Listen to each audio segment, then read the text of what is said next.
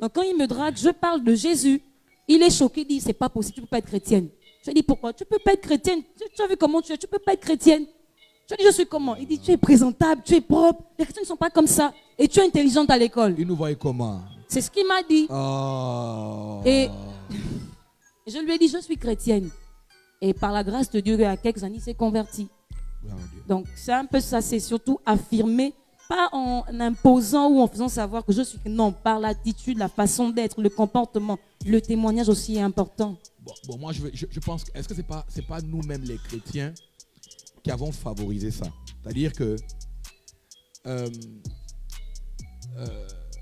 on a trop porté le jugement sur les païens. Est-ce que c'est pas nous-mêmes qui favorisons ça? C'est-à-dire que quand quelqu'un ne croit pas en Dieu, quelqu'un n'est pas chrétien, on montre trop qu'il va aller en enfer. Ah, c'est ça, hein? On montre trop que lui, c'est un païen.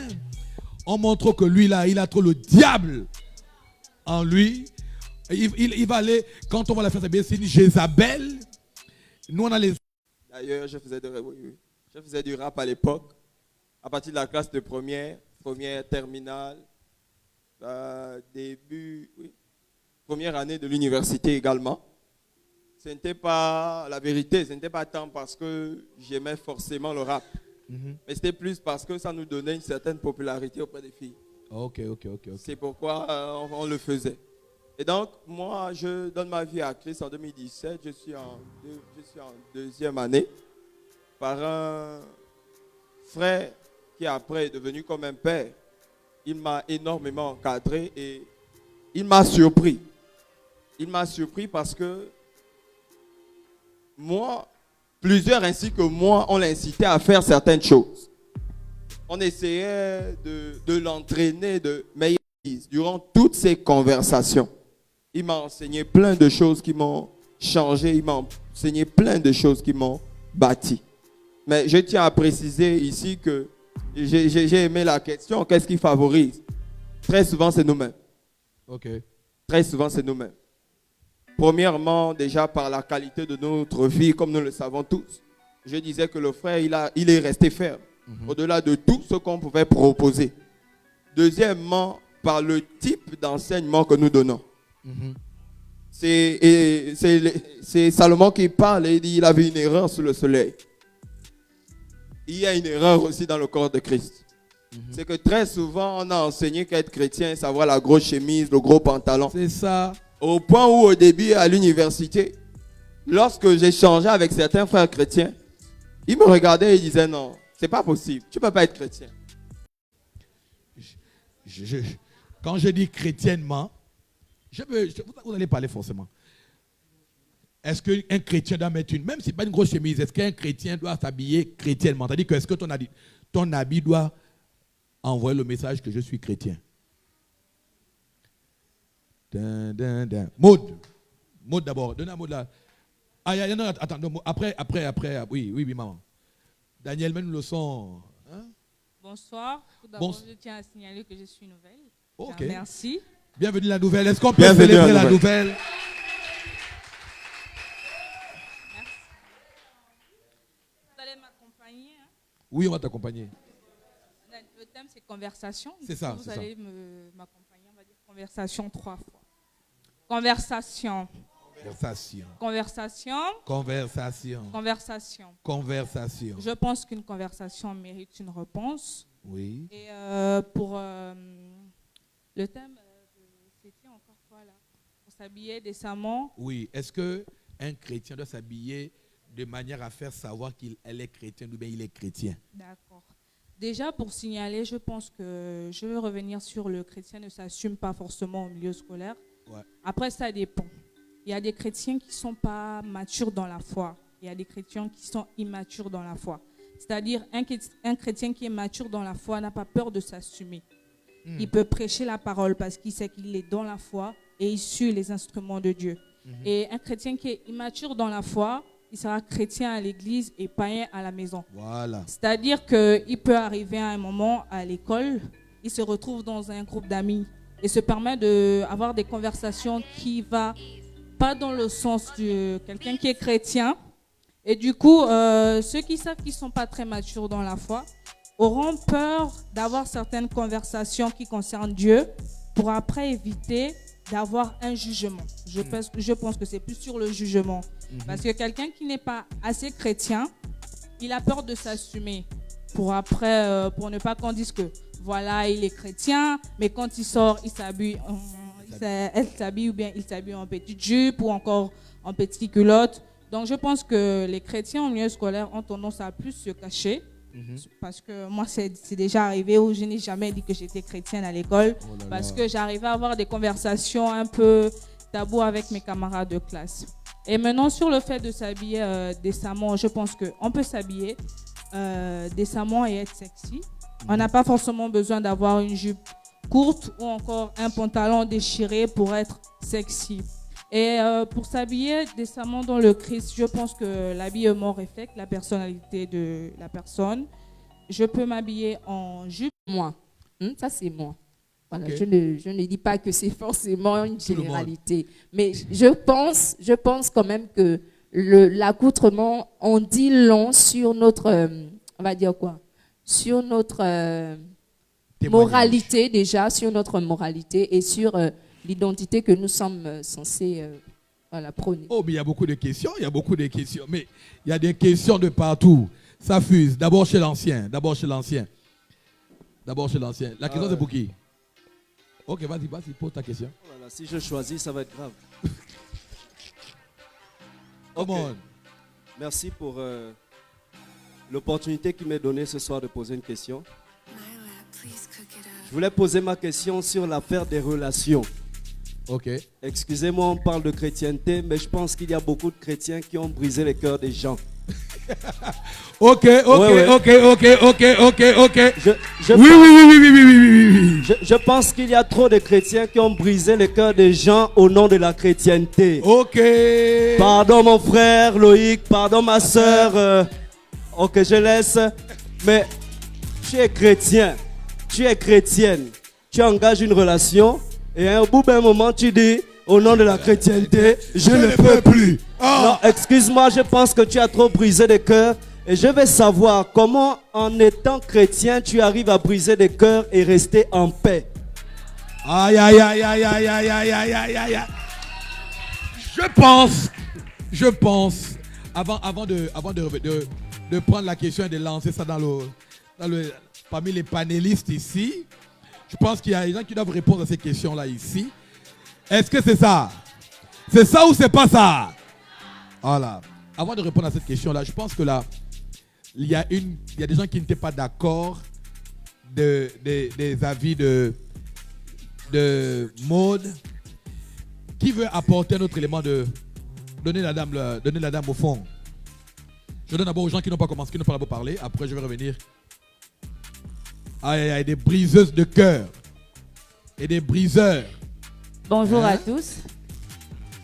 Pas que je ne suis pas d'accord avec ce que Maud a dit ou la personne qui a parlé avant, Oui. mais j'aimerais juste d'abord recontextualiser les choses. Lorsqu'on parle d'habillement, il n'y a pas un habillement pour les chrétiens, il n'y a pas un habillement pour les païens. La seule chose qui différencie le chrétien et le païen, c'est la décence au niveau de l'habillement. Ça, c'est un. Deuxièmement, lorsqu'on s'habille, généralement, il y a une intention derrière. Il y a une intention derrière et l'image que l'on renvoie n'est que le reflet de l'intention que j'ai nourrie à l'intérieur de moi. Si lorsque je porte une jupe moulante, je me dis à l'intérieur de moi, il faut que les frères me regardent, les frères vont me regarder.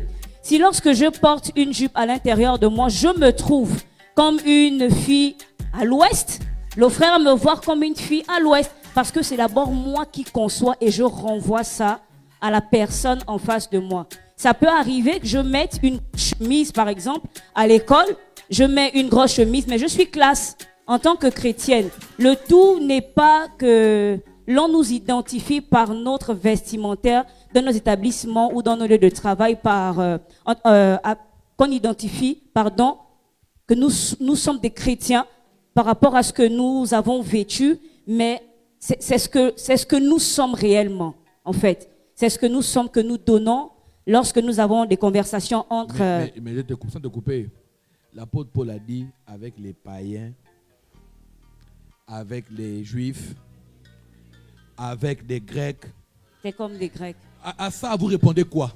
Donc, voilà, merci. Avec des Grecs comme... Non, pas merci, c'est à toi que je pose la question. Je réponds. Parce que tu as dit, non, on n'est pas... Hein, avec des... Ça veut dire quoi? Avec des Grecs comme des Grecs, Oui. avec des païens comme des païens, sans renier, parce que l'apôtre Paul précise. Exactement. Voilà, avec des Juifs comme les Juifs, ça veut dire quoi? Je vais prendre un exemple pour répondre. Oui, J'ai été à l'université, à l'école, Ito. oui, Tous mes connaissances de classe, où les deux personnes avec qui je marchais oui, n'étaient pas des chrétiens. ouais, Ce n'étaient pas des chrétiens. Mais lorsqu'on se retrouvait, oui, par exemple, on avait des sujets de conversation, on discutait entre nous, ça parlait, mais il y a des sujets qu'ils n'abordaient pas forcément quand j'étais là, ou encore lorsqu'ils abordent un sujet, je ramène toujours dans le contexte biblique en leur disant voilà. S'il faut revenir au niveau du vestimentaire, moi, ma jupe de l'école, elle n'était pas à ce niveau. Elle était à ce niveau. Mais c'est pas pour autant que à l'école, je me comportais comme une...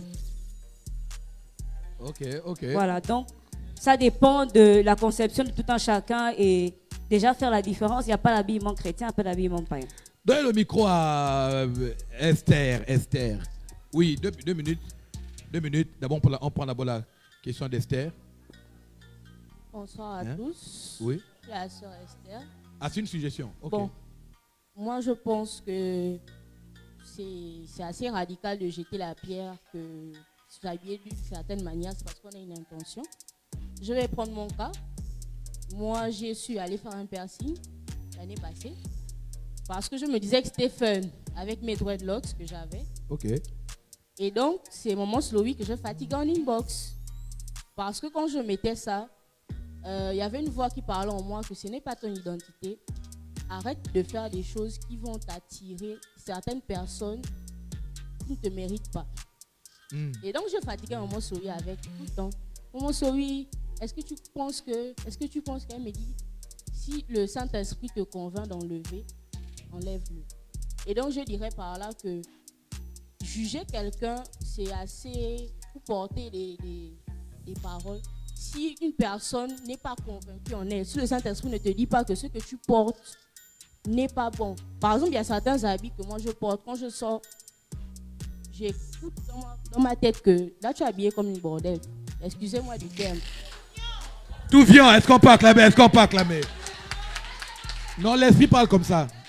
Il faut l'enlever. L'esprit Et parle donc, comme ça.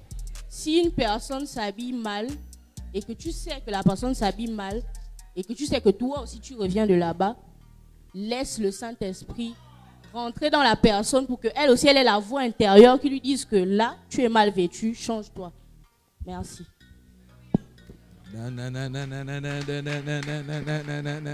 On revient à vous.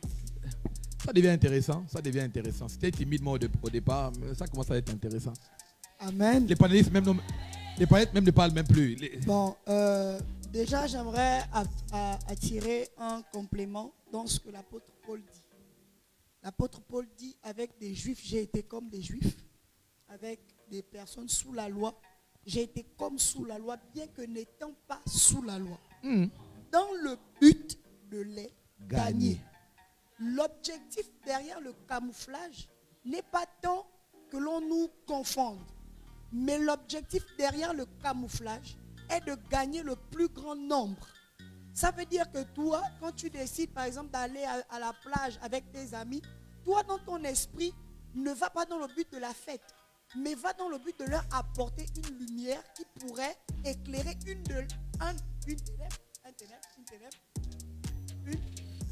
ténèbre. En tout cas, ils sont nombreux. Tout. D'accord? On dit une ténèbre. Ça veut dire en fait, et, par rapport à ce que Esther disait, tout le monde donne des bonnes réponses, mais après, chacun va de sa relation avec Dieu. Ce que toi, tu es convaincu que c'est décent, pour d'autres, la personne n'est pas forcément convaincue que c'est décent. Et tout va aussi du style de chacun. On est conscient qu'on est chrétien et que l'on doit aller dans la décence. Mais dans la décence, chacun a son appréciation, je veux dire ça. Chacun a son appréciation de la décence. Ça veut dire en fait que moi, quand je m'habille, et Esther a bien fait de le dire, Moi, quand je m'habille, je ne dois pas ignorer la voix qui parle à l'intérieur pour me dire que là, tu es trop sexy. Essaye de mettre un survêt au-dessus. Parce que si on nous a reconnus avant en rapport avec le vêtement que nous portions, ça veut dire que dans le siècle présent, nous sommes tous confondus. Parce qu'aujourd'hui, on trouve des chrétiens qui ne s'habillent pas forcément oversize. On ne trouve pas forcément des chrétiens qui portent des bafoules, qui portent des grosses chemises. Mais tout va de la relation que tu as avec Dieu. Et retiens également que lorsque tu bascules dans le camouflage, ce n'est pas pour rester dans le camouflage, mais c'est pour attirer le plus grand nombre. Amen. Est-ce qu'on peut acclamer?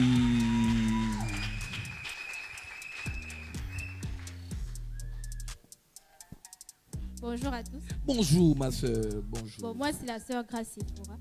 Grace Et Sephora. Ok, Sephora. Sephora de Moïse. La femme de Moïse. Ok.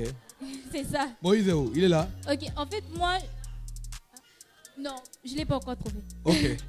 Moïse, révèle-toi. Voilà. En fait, ma question c'est par rapport au camouflage même. Ce matin, je prends le taxi. Je demande Carrefour permis de lui. Le taximan me dit, ah, l'église des stars là. Hein? Ah là là là là là là là là là là là là. Il a dit quoi? L'église des stars là. Il nous a reconnus, nous sommes des étoiles. J'ai dit, comment ça l'église des stars? Ah oui, ah, les femmes là-bas, c'est sûr, elles cherchent les maris. Ah, c'est un Chanel.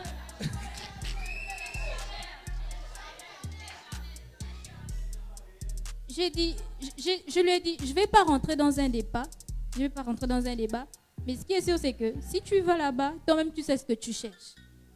Si c'est les femmes, tu vas trouver les femmes. Mais si c'est le Seigneur, tu vas trouver le Seigneur. Et je me suis arrêtée là. Mais en même temps, la question est venue en moi et je me suis dit, effectivement, on parle du camouflage. Lorsque la Bible dit, ne vous conformez pas au siècle présent, au niveau vestimentaire, nous chrétiens, où en sommes-nous?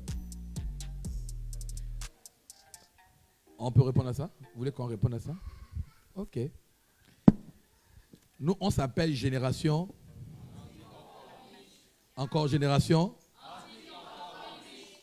Le conformisme n'est pas l'apparence, mais un style de pensée. Je répète. Je me souviens quand j'ai lancé ce département de la santé conformiste, j'ai fait un sketch où j'ai demandé à Ramé Gignac et à Billy de déchirer les jeans au niveau des genoux. Et ils ont rencontré un autre frangin dans le sketch qui était habillé comme eux. Il pose la question, mais toi tu es chrétien, mais pourquoi tu es habillé comme moi, tu as le jean déchiré? Il dit non, moi mon jean est déchiré aux genoux parce que c'est là que je remporte ma victoire. Mais toi quand tu fais ce que tu fais, tu le fais avec l'intention d'exposer ton corps. Vous ne pouvez pas aller sous l'eau avec la veste. Vous allez sous l'eau avec des vêtements adéquats pour aller attraper le poisson. Vous n'allez pas sur la lune en combinaison. Vous portez l'habit du cosmonaute pour aller sur la lune. Ça veut dire que chaque environnement est conditionné par un type de présentation. Si j'avais pas cette allure, beaucoup ne prêteraient pas attention à ma personne. Si j'étais comme tout le monde. Oui. Ici, j'ai eu beaucoup de gens qui ont dit le pasteur qui a l'arrêt. La machette. Le pasteur avec l'arrêt. Il y a un autre jeune qui est venu ici une fois, il reste à lui. Il reste dans les parages, je pense. Il est venu avec toi, je ne sais pas avec toi ou qui. Et il a vu celui qui traduit en anglais avec les dreadlocks. Et il était choqué. Si c'est l'église, celui qui a prêché avec les dreadlocks, donc je dois venir à l'église. Ça veut dire qu'on ne me juge pas. Ça veut dire qu'on ne m'attaque pas. Ce qui a fait en sorte que dans nos familles, nous sommes considérés comme les chrétiens du ciel et les gens sont sur la terre, c'est notre mauvaise attitude vis-à-vis des gens que l'on prétend aimer et que l'on veut gagner. Dans la loi, ce sont les actions. Sous la grâce, ce sont les intentions. La Bible dit, si quelqu'un pense dans son cœur. Ça veut dire que quelqu'un, il est prouvé qu'il y a plusieurs musulmans s'habiller camouflés, non?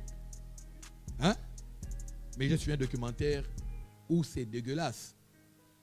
On parle des vices, mais quand tu vois les personnes dont on parle, ils sont bien couverts. De la tête aux pieds. Ce n'est pas toujours l'habit qui détermine qui tu es. Là, je réponds à Maud. L'habit n'est pas toujours ce qui représente qui tu es. Non.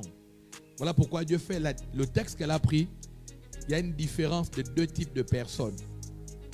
Dieu dit que l'homme, il précise, il dit l'homme regarde à ce qui frappe aux yeux. Mais Dieu regarde au cœur. N'est-ce pas? Ça veut dire qu'il vient de donner deux cibles différentes. Ça veut dire que si tu veux gagner un homme, il faut que tu aies quelque chose qui frappe à l'œil. Voilà pourquoi il y a tout un métier qu'on appelle le métier de marketing. Tu sais que si on prend Coca, on met dans une autre bouteille, on te dit que Coca, tu ne vas pas boire. Parce que tu n'achètes pas tout le Coca, tu achètes l'emballage. La vérité, c'est que les gens achètent l'emballage. Maintenant, je vous prends un exemple simple. Ne vous conformez pas au siècle présent. Tu sais que quand Dieu quitte le ciel, il se conforme.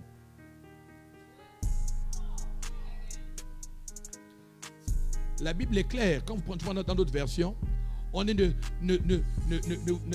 vous conformez pas à la pensée populaire.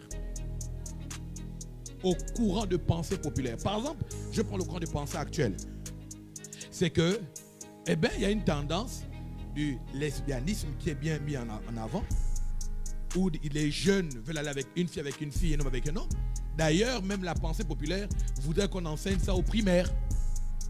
J'ai été dans un ministère où les femmes sont très pudiques d'apparence.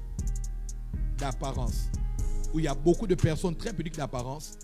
Mais quand tu vis avec eux, tu te poses la question, si celle-là c'est une chrétienne, et c'est pour ça que dans nos familles, on critique beaucoup les chrétiens. C'est pas ça qui va à l'église là, qui porte les longues robes, qui parle, machin. Mais c'est toi ici à la maison. C'est toi ici. Regarde, le taximan là a parlé de nous comme stars parce qu'il a distingué qu'ici, on était différents. C'est la différence de Joseph qui a créé la distinction et le regard de ses frères. Sa tunique n'avait pas la même couleur que la tunique de ses frères. Et puis je vais revenir là pour te consoler. C'est qu'il faut, et pour moi aussi, il faut distinguer. J'écoutais, je crois que j'en parlais avec Loïc et puis Elsie hier au restaurant. J'écoutais un prédicateur qui parlait du tatouage. C'est-à-dire que la première personne à tatouer, c'est Jésus. C'est Dieu qui a mis un tatouage sur Caïn. Il a interprété, il a dit d'ailleurs, dans Apocalypse, on voit, il y a un tatouage sur la cuisse de Jésus, c'est écrit, c'est écrit quoi? Je dis, moi, je ne suis pas d'accord.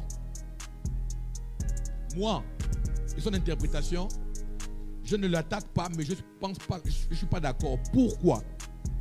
Parce que je me souviens dans la Bible, il est possible d'avoir un appel pour un type de personne. Ça veut dire, il est possible d'être un pasteur avec des boucles oreilles, des tresses pour un type de personne. Il est possible d'être une personne qui véhicule un message ou une identité pour gagner un type de question. On ne peut pas faire une doctrine. On ne peut pas en faire une doctrine. C'est-à-dire que je ne peux pas prendre mon intimité avec Dieu qui ne me condamne. Parce que moi, ma mère, par exemple, elle ne porte pas les bijoux, parce que c'est un péché.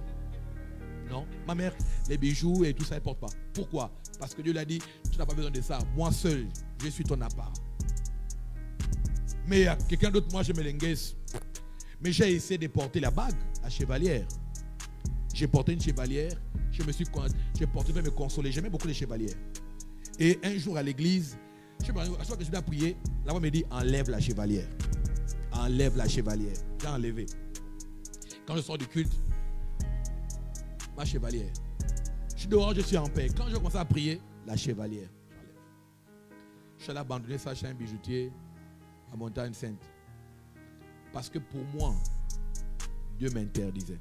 Et là, on parle désormais d'alliance, d'intimité, de relation. Ce que Dieu fait avec quelqu'un, pas forcément toléré pour tout le monde. Je prends un exemple simple. C'est que moi, je suis très suivi par des personnes extérieures. Mon père s'est marié, paix à son âme, il est rentré au ciel. J'arrive à la mairie. Mariage de mon père il y a 3 ans. Je suis assis à la mairie de Port-Gentil. La mairesse officie le mariage et elle dit: je vais saluer mon père spirituel. Je n'ai jamais vu. On ne se connaît pas. S'il vous plaît, aidez-moi à célébrer le prophète Armel. Ma fille spirituelle, c'est la mairesse.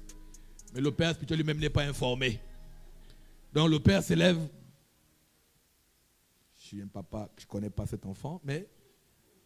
Et a célébré le mariage. Et puis après le mariage, après qu'on fait les photos, elle me dit: non, moi quand je finis mon travail, je rentre, j'aime trop voir ton couple. J'aime beaucoup voir votre manière de vous habiller, comment vous êtes. Vous êtes un couple, vraiment, vous êtes très beau. Vous êtes... Maman, tu vas me dire que je ne vais pas gagner les gens avec notre feeling? Non. Non. Ça c'est moi. Mais toi, ça peut être autre chose. Ça peut être autre chose. Je pense que les chrétiens, on a mis beaucoup de barrières. Il y a un homme de Dieu qui a écrit un livre. Il a dit: quand les murs de l'église se casseront face aux murs du monde, plusieurs personnes seront sauvées. On veut trop sauver les saints, alors que parfois nous-mêmes, apparence la piété. Fais ça. Maintenant, revenons à la question de papa Hermès. Tu es une chrétienne et tu es une briseuse des cœurs. Oui, bébé Lolo. Oui, bébé Lolo. Oui, bébé Lolo. Gourmet, you be you. Gourmet quoi? You be you. Ok, on y va. Il a posé la question en disant: pourquoi est-ce que tu es chrétienne? C'est quoi?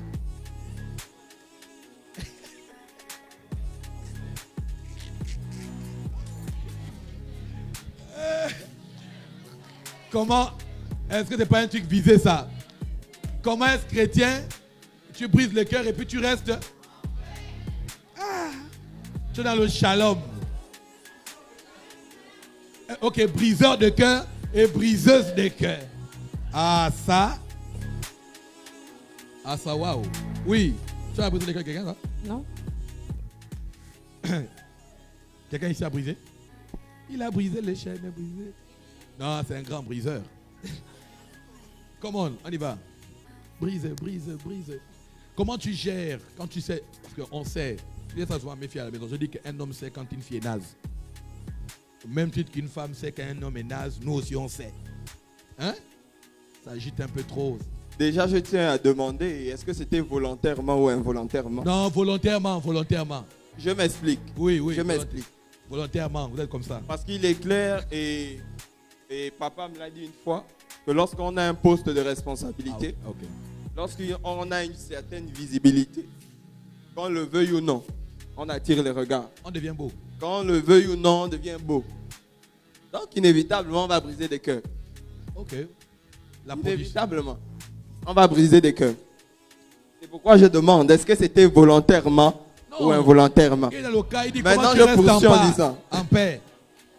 Maintenant, je poursuis en disant, personnellement, je reconnais que dans le monde, j'ai brisé beaucoup de cœurs.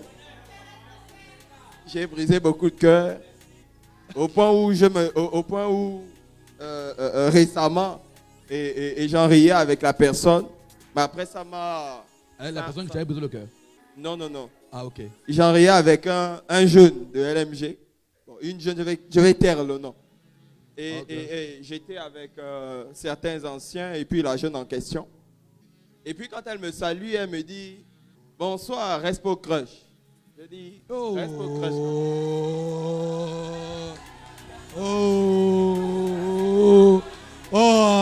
Là ça devient intéressant. Je dis Respo Crush. Tu vas me dire le nom du crush. Je dis Respo Crush, pourquoi? Elle me dit: oui, Respo, vous êtes fort. Je dis: fort pourquoi? Oh là là. Elle me dit: aujourd'hui, j'ai parlé avec quelqu'un et la personne m'a dit que vous étiez son crush. Que vous êtes son ex. Et là, j'avoue que je suis quand même tombé de nuit. Parce que je me suis demandé, tiens, si Dans le monde, j'ai brisé des cœurs. Maintenant que je suis en Christ et je décide de le faire, quel est le témoignage que les gens pourront avoir de moi? Qu'est-ce qu'on pourra dire de moi dehors? Est-ce que je pourrais me tenir encore devant ces jeunes-là et leur parler en face? Je ne crois pas. Donc personnellement, dans le monde, j'ai brisé quand même beaucoup. Mais dans l'église, c'est pas. Je ne veux pas faire ça, mais ça, c'est pas seul. Ça, c'est pas seul. Oui. Voilà. Gerda a quelque chose à dire. Je reconnais. Et j'ai demandé pardon à Dieu. J'ai brisé des cœurs. J'ai brisé des cœurs. De base, je ne voulais pas faire ça, mais après, il fallait bien. Ça, comme je vais un peu expliquer dans quel contexte. Je pense en 2018, je rencontre Dieu. Voilà. Et entre-temps, j'ai quelqu'un qui montrait clairement qu'il voulait une relation avec moi. Et moi, j'avais déjà accepté, sauf qu'on n'avait pas officialisé les choses. Mais quand je rencontre Dieu, je commence à prendre mes distances. Il ne comprend pas ce qui se passe. Après, on se voit, tout ça. Il ne comprend toujours pas. Après, il me dit, mais toi et moi, nous sommes ensemble. J'ai dit, qui? Toi et moi? Non. Nous ne sommes pas, en fait. Pas du tout. Alors là, pas du tout. Et il m'a fait comprendre que j'ai brisé son cœur à ce moment-là. On s'est revus en 2021, parce que c'est le voisin d'une de mes sœurs. Il m'a dit, tu sais, Gerda, jusqu'alors, j'ai toujours mal à cause de toi. Je fais, ah, ok. Ça va aller. Ah, ok. Mais je me suis rendu compte que je le faisais très souvent. Très, très souvent. Même en étant en Christ, je parle avec quelqu'un. Je suis consciente que la personne a des sentiments pour moi. Le bas s'est changé. Non, c'est pas pour toi. Elles sont beaucoup ici. Voilà. C'est ça là la bonne. Je parle avec la personne, Oui. sachant que la personne a des intentions, peut-être sincères ou pas là. du tout sincères. C'est là. Je vais jusqu'à un certain niveau et ensuite, au dernier moment, j'ai dit que bad, il n'y avait pas. Voilà, je reconnais. Et comment est-ce que j'ai fait pour avoir la... Ça c'est vrai, ça c'est vrai, ça c'est la vérité, ça c'est la vérité. Le Seigneur m'en est témoin. Passe le micro, ta soeur. Oui. Oui. Rebonsoir à tout le monde. Oh, encore. Bon, alors, c'est vrai que moi, bien avant, j'ai eu de nombreuses relations. Voilà. Je pourrais revenir sur ça dans un témoignage. Yeah. Voilà. Mais ma toute dernière relation remonte à avant ma réelle conversion. Et ça a été une relation où il y a eu beaucoup d'amour, beaucoup d'échanges, beaucoup d'attaches, et ça a été compliqué. Mais arrive un moment où lorsque tu as envie de concrétiser avec Dieu, Pourquoi le micro coupe à cette partie-là? arrive un moment où lorsque tu as envie de concrétiser les choses avec Dieu, que tu le veuilles ou non, tu deviens sensible à sa voix. Et moi, dans mon cas de figure, j'étais à l'église et là, le Saint-Esprit me dit, sors de là. Et de ça, en fait, j'ai lutté parce que je tenais vraiment à cette relation. Je tenais vraiment à cette relation parce que cette relation n'était pas simplement une relation, on était aussi amis parce qu'il ne faut pas oublier que lorsqu'on se met en relation avec quelqu'un, hormis l'amour, il y a l'amitié qui se crée. Et mettre un terme à l'amour, c'est aussi mettre un terme à l'amitié. Des fois, ce n'est pas évident. Alors, j'ai... Ok. Je sens ça. Alors, j'ai écouté tout simplement la voix du Saint-Esprit et je me suis séparée de cette personne. Mais je suis revenue sur mes pas parce que je me suis rendu compte que je n'étais pas assez mariée. Je n'ai pas agi de la façon dont il fallait. Parce que mon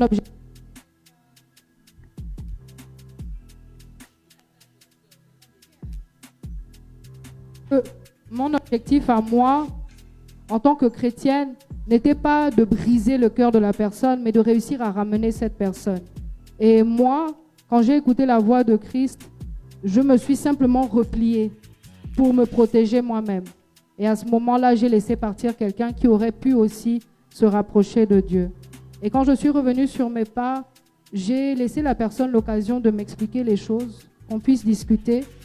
Et aujourd'hui, je ne dirais pas qu'on est ennemis, je ne dirais pas qu'on se remet ensemble ou quoi que ce soit, mais j'ai laissé l'amitié pour arriver et aboutir à quelque chose.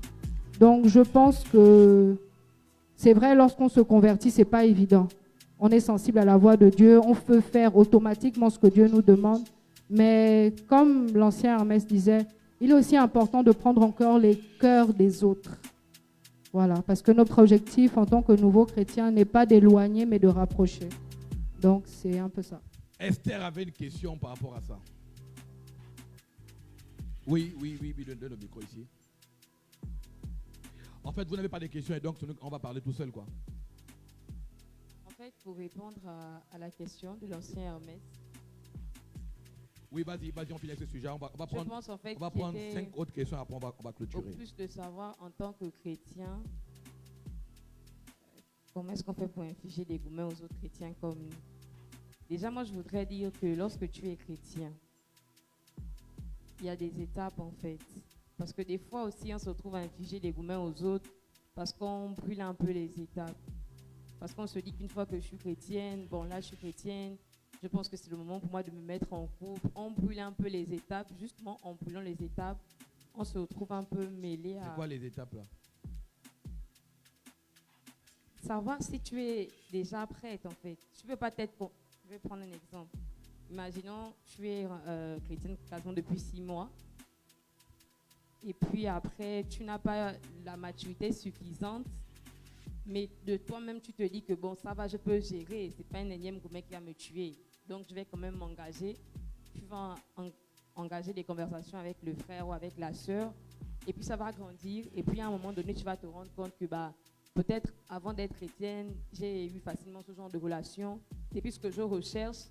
Et là, tu te retrouves justement à briser le cœur à l'autre parce que peut-être l'autre se disait que c'était parti pour quelque chose de bon, alors que toi, ne sachant pas réellement ce que tu voulais, tu t'es précipité dans la chose. Donc, la première chose, c'est déjà, je dirais, pour éviter d'en arriver là, c'est de ne pas se précipiter. Je pense qu'il y a un temps pour toute chose, même la Bible le dit. Il faut savoir être patient parce qu'il y a des choses qui viendront à nous quand le temps sera le bon. Donc, ne te précipite pas à vouloir être en couple si ce n'est pas encore le temps pour toi. Ça, c'est une très bonne réponse. Je voulais rajouter avec ça. Qui a couru pour avoir la barbe des hommes?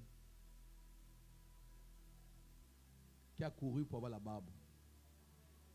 Levez les mains, levez les mains.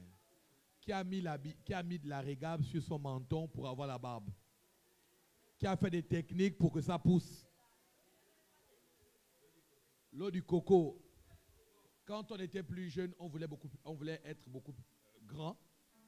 On ne voulait pas attendre que la barbe pousse d'elle-même, mais on voulait la faire pousser de nous-mêmes. Mais aujourd'hui, ce qui me dérange, c'est que c'est la même barbe-là qui nous dérange. Que l'on rase, qui démange. Je pense que parfois, on court après les choses dont on ne connaît pas forcément d'utilité. Parfois, on se précipite dans certains domaines. On n'a pas eu le temps de comprendre, de savoir quelles sont les conditions, quels sont les dangers, quels sont les avantages, quels sont les méfaits, la chose à laquelle nous courons. Et ça, je dis chapeau pour cette réponse-là. La précipitation n'est pas de Dieu. Il faut faire une différence entre vitesse et précipitation. Oui, Papa Marvel. Je dis on prend 5 questions après quoi, on va prier. Bonsoir à tous. Bonsoir. Merci de me donner cette opportunité de m'exprimer. Allons-y rapidement, s'il vous plaît. Alors, j'ai 2 questions.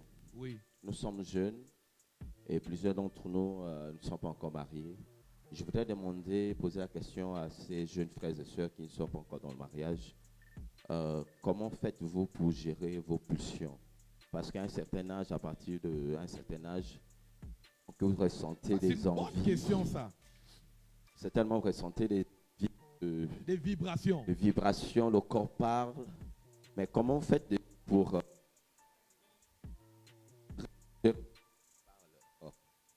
comment vous gérez Comment faites-vous pour gérer vos pulsions? Et deuxième question, c'est que lorsque un jeune frère s'approche de vous, certainement peut-être pour vous courtiser, comment vous vous comportez avec ces derniers? Merci. Ah, c'est beaucoup plus une question des femmes. Hein? Ça, c'est une question.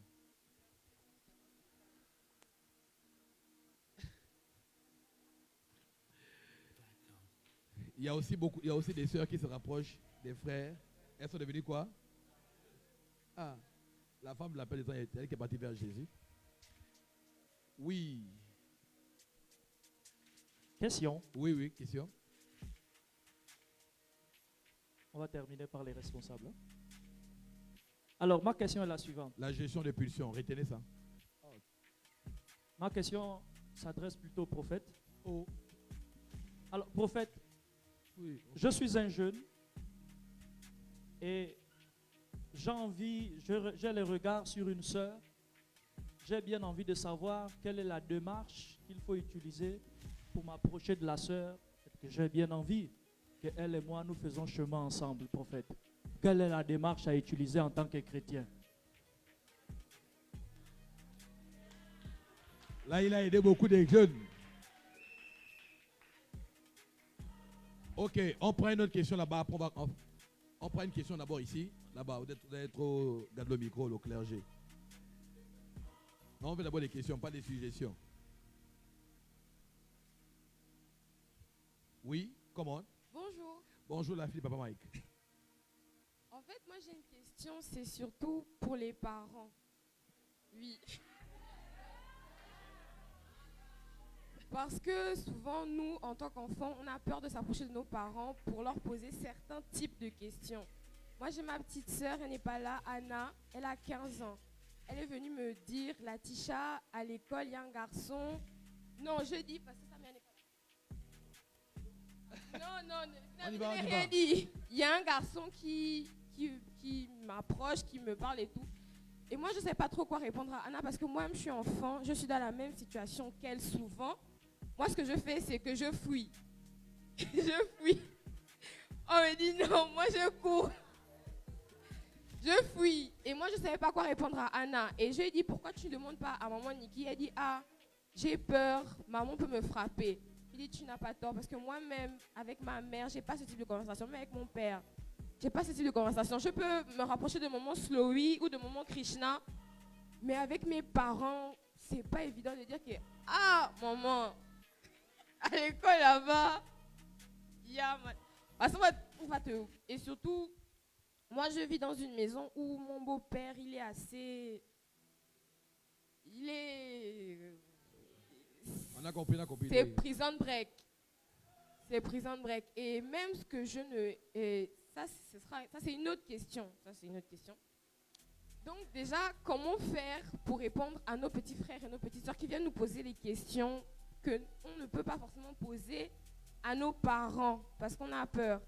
Et la deuxième question, c'est que comment on fait quand tes parents se sont séparés, tu étais très jeune et tu vis même dans la maison de quelqu'un qui n'est pas forcément comme... Voilà, en fait, tu as été éduqué d'une certaine manière avec un certain type de personne et maintenant tu rentres dans une autre maison avec un autre type de personne. Tu ne sais pas comment forcément te conformer parce que moi, je suis une personne, je suis très émotive, je pleure vite. Oh là là. Je pleure très vite. Et lui, c'est quelqu'un, il s'en fout un peu. Même avec son fils, il donne des claques, il frappe. Moi, heureusement, il ne m'a jamais frappé.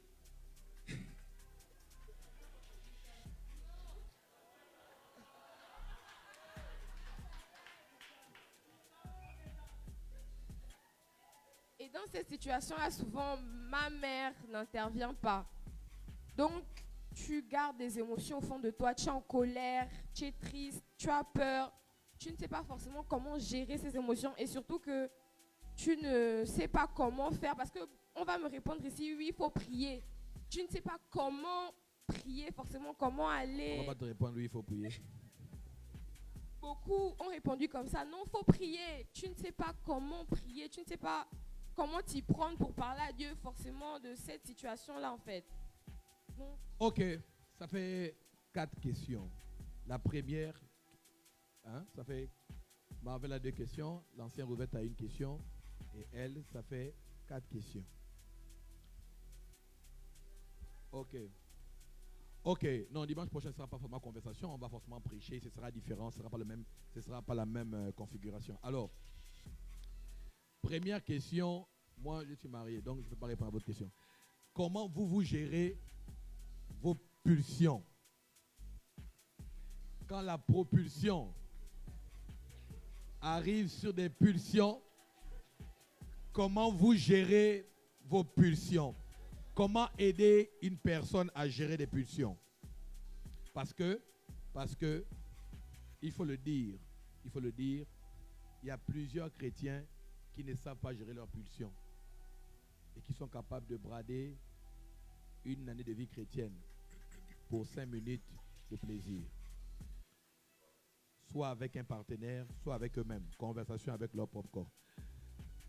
Donc, comment, vous ici les panélistes, comment vous pouvez aider, bon, si vous gérez bien, alléluia. Yes. Comment vous gérez? Donnez le micro à maman Do. Est-ce qu'on peut l'acclamer? Est-ce qu'on peut célébrer? Est-ce qu'on peut célébrer maman Do? On fait comment? On y va?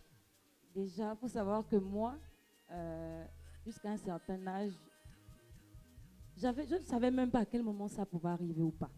Ok. Parce que j'ai grandi dans un milieu où l'église... En fait, je n'avais pas le temps de...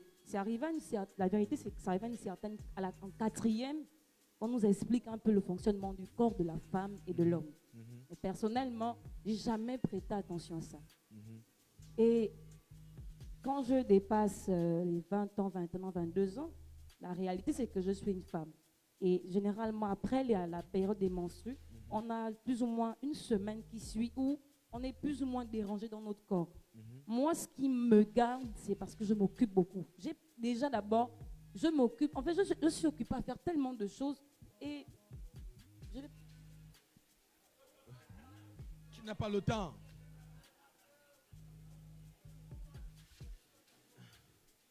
Hein? Ça peut aider quelqu'un.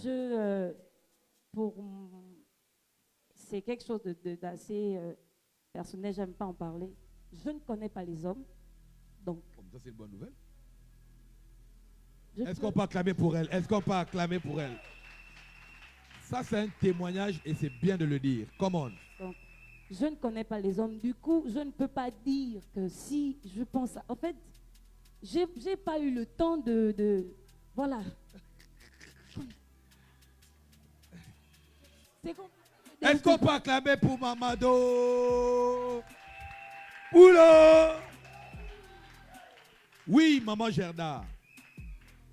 Bah déjà, comme Doris l'a dit, elle s'occupe beaucoup. Moi, je suis très occupée. On peut dire que ouais, je suis comme la première dame, mais c'est la vérité. Je suis très occupée. Je suis tellement occupée que j'ai pas le temps d'y penser. Et même lorsque ça traverse ma tête, je me dis que frère, tu vas faire ça après, tu vas tomber dans quoi? Donc où est-ce que tu vas tomber? Déjà, j'ai conscience des conséquences du sexe parce que moi-même, j'ai failli être en victime et je suis trop occupée pour y penser. Donc moi, ce que je conseille à quelqu'un, déjà, c'est de veiller sur ton intimité, mais aussi occuper ton cerveau, sincèrement. Là, on va tourner pour tout le monde. Hein. Là, on va tourner pour tout le monde. Alors. Là, c'est intéressant, la joie. Oui, comment? Bonsoir.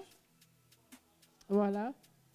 Alors, j'aurais aimé être dans le même cas de figure que Maman Do, parce que c'est une réelle valeur d'être encore vierge à cette époque, pendant ces moments.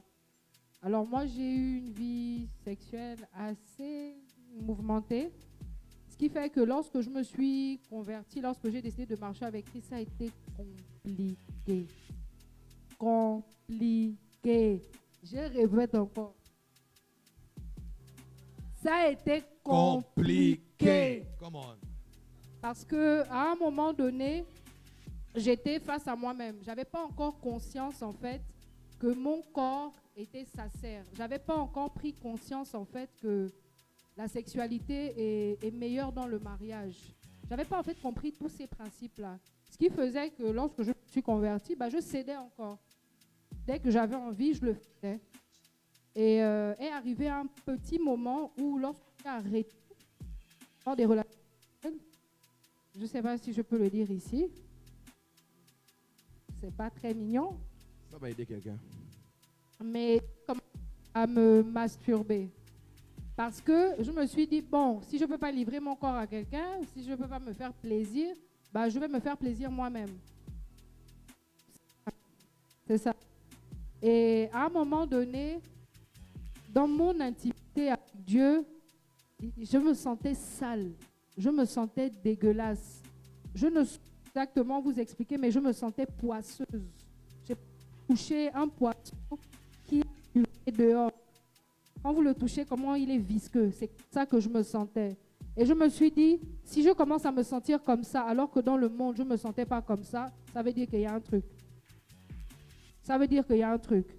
Et à partir de là, je me suis dit, Seigneur, vrai, moi j'aime louer là. J'aime ça fort. Mais comment faire pour sortir de là? J'avais aucun rouage. Je ne savais pas comment demander aux gens parce que généralement, la question du sexe, c'est quelque chose de très tabou. C'est quelque chose de très tabou. Les gens ne veulent pas en parler. Et si jamais tu vas poser une question, on va te regarder un peu genre, mais tu poses quelles sont les questions là? Attends le mariage. Alors que ce n'est pas du tout évident, surtout quand on a eu une vie active. Alors c'est comme ça que dans mon intimité, en me sentant dans ce truc-là, j'ai dit, Seigneur, garde-moi. Parce que sinon, je ne vais pas tenir. Je risque de monter. Et ce qui va me tuer, c'est ça. Parce que je sais que je serai fragile à ce niveau-là. Il y a eu quelque chose de particulier qui s'est passé depuis un moment. C'est que je ne ressens quasiment plus l'envie. C'est-à-dire que même le tactile, parce que pour ceux qui ont déjà testé une période sans avoir de rapport sexuel, une fois qu'on vous touche, c'est le cerveau tourne. Mais depuis un moment, parce que j'ai demandé à Dieu de m'aider, une fois qu'on me touche, une fois que oui, ça va, tout me gêne, tout devient compliqué. Et je me suis dit, Seigneur, garde-moi comme ça, jusqu'à ce que tu envoies la personne qui va venir me récupérer. Est-ce qu'on peut acclamer très fort? Est-ce qu'on peut acclamer très fort? C'est bien quand même de répondre à ça. On va clôturer, on ne va pas faire toute la journée ici. On va clôturer sur ce sujet. On va aller avec... et on va porter... Alors déjà, merci Ancien pour la question, parce que je pense que ça peut aider plusieurs. Oui, merci frère. Allons, on est content de... Nous, c'est toi. Comment tu gères? Tu n'es pas marié, tu es célibataire. Tout comme Maria, j'ai par le passé une vie sexuelle très animée. Oh là là. Très mouvementée. Compliqué. C'est pourquoi aujourd'hui je peux parler de ça, non pas avec des textes seulement, mais je peux parler du pouvoir, ou du moins des conséquences de l'impudicité dans la vie de quelqu'un avec une expérience. Parce que moi-même, je l'ai vécu. Donc je sais très bien quelles sont les conséquences. Tu es dans l'impudicité, c'est ça? Je sais très bien ce que... C'est pour détendre, Oui, sais très bien ce qu'on peut perdre par un échange sexuel. Je sais très bien ce qu'on peut perdre par un échange sexuel. Je sais très bien. Très bien. Et donc, comme clé que je peux donner, n'est-ce pas, à mes frères et mes soeurs qui m'écoutent, je parlerai d'abord de la discipline. C'est l'apôtre Paul qui parle. Il dit, je traite durement mon corps. Notre problème, nous en tant qu'hommes, ou certaines femmes aussi, c'est qu'on manque beaucoup de discipline. Donc, c'est la première clé que je vais donner. Je vais essayer d'aller vite. Deuxième clé, je parlerai oui, je peux parler de ça comme une clé. Oui. Parce que c'est l'ancien Yann qui me l'a montré une fois. Ah, ça? Non, je ne citerai pas ça ici. Lui, il connaît de quoi je parle. Je ne citerai pas ça ici. Je penserai directement à l'oisiveté. Et même un adage le dit, que l'oisiveté est la mère de tous les vices. Il est clair que quand tu n'as rien à faire, obligatoirement, tu ne pourras que tomber dans ces choses. Et je vais insister, pour terminer, sur les relations, sur l'entourage. Parce que l'entourage favorise beaucoup une mauvaise gestion de ses pulsions. Il est clair que si tu as des copines ou des amis qui ne te parlent que de sexe, tu finiras dans le sexe. Qui ne te parlent que de gars, que de forcément, non, hier j'étais avec le gars là, forcément tu termineras dans ces choses. Et moi, j'ai la grâce d'avoir auprès de moi des hommes comme l'ancien Afti, du matin au soir, il me parle de la Bible. Il est capable de me réveiller à 3 heures du matin pour me dire, oui, que penses-tu du mystère des anges élus? Donc en réfléchissant sur le mystère des anges élus, difficilement tu penses à autre chose. Difficilement tu penses à autre chose. Donc veillons, n'est-ce pas, à mettre ces choses-là en place, qui je crois pourront aider chacun de nous à mieux gérer nos pulsions. Merci beaucoup. Merci. Papa Aubin. Bonsoir. Mon témoignage ne sera pas le même que les autres, parce que j'estime que chacun a sa vie. Yes. Chacun sa life. J'ai entendu beaucoup de bonnes choses et je les félicite, je les encourage à continuer dans ce sens. Moi, ma vie, j'ai un peu la même vie que Maria. Parce qu'en vérité, il n'y avait pas de limite. Voilà, et vous l'avez remarqué lors de Amsterdam, il n'y avait plus de place pour mettre les noms. Voilà. Donc, pour dire qu'en vérité, tu te laissais aller par la pulsion. C'est être fort de confesser des choses aujourd'hui comme ça. Ça, c'est conversation. Ouais, ça, c'est conversation. Tu te laisses aller à la pulsion. Dès qu'elle est là, tu t'allonges. Oui, oui. Tu ne réfléchis pas, tu vas faire. Sauf que, avec le temps, il y a des choses qui s'améliorent. Come on. Et j'estime que le changement est progressif. Amen. Ce n'est pas de A à Z. C'est de A à B. B, C, D, E, F, jusqu'à Z. Je pense que depuis mon arrivée à LMG, ma vie sexuelle a beaucoup changé.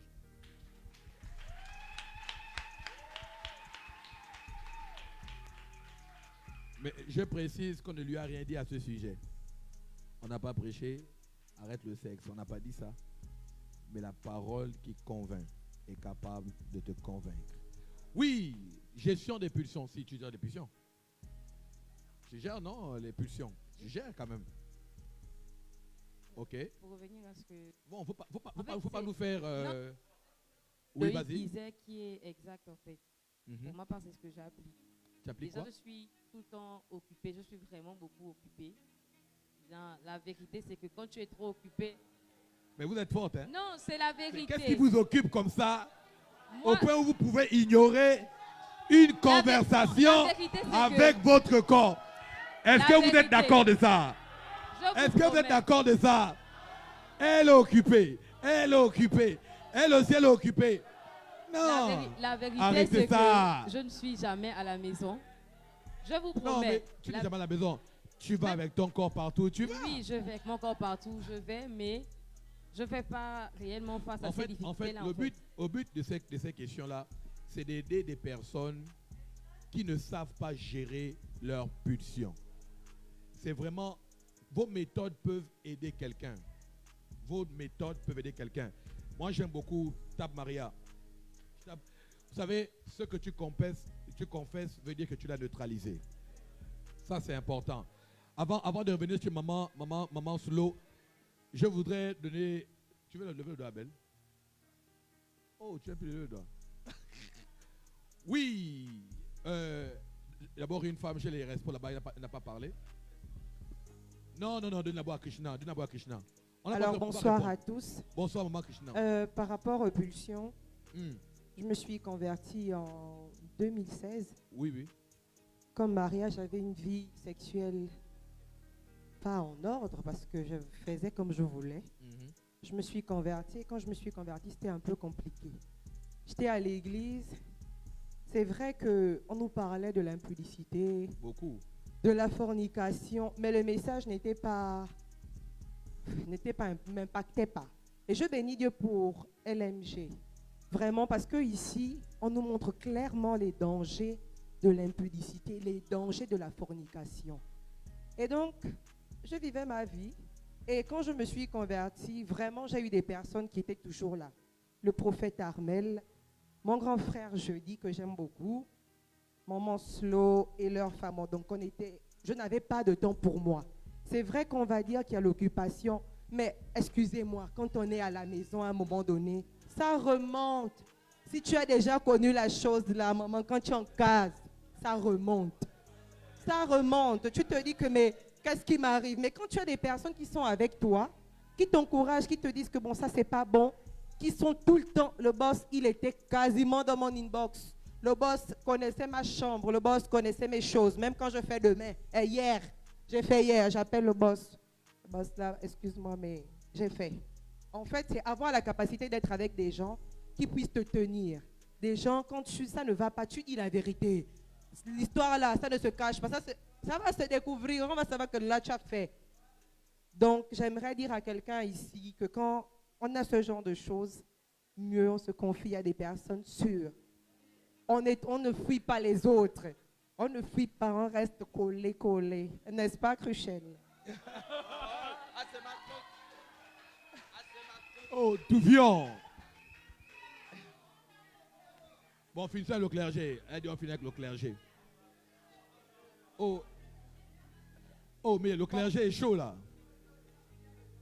Conversation. Oui, maman Slow. Je ne dirai pas trop parce que je risque d'être long. Je dis pardon, ne sois pas long. En réalité, j'ai été vierge. Je me suis mariée, j'étais vierge. Donc, je veux aider celles-là qui n'ont pas forcément la capacité de parler. Parce que même quand on est vierge, on a des pulsions sexuelles. On ne connaît pas le rapport sexuel, mais on connaît c'est quoi, on peut imaginer ce que c'est, et on ressent les pressions dans notre corps. Donc, ce qui m'a gardé, ce n'est pas tant d'être occupé. Parce qu'on peut être occupé en journée et puis le soir, quand tu rentres à la maison, tu es libre. Tu es libre dans ton esprit. Libéré. Et aujourd'hui, on a la pression de Netflix qui fait l'apologie à tout bout de champ. L'apologie du rapport sexuel est partout dans les films en général. Ce qui peut essayer de garder, c'est d'en parler.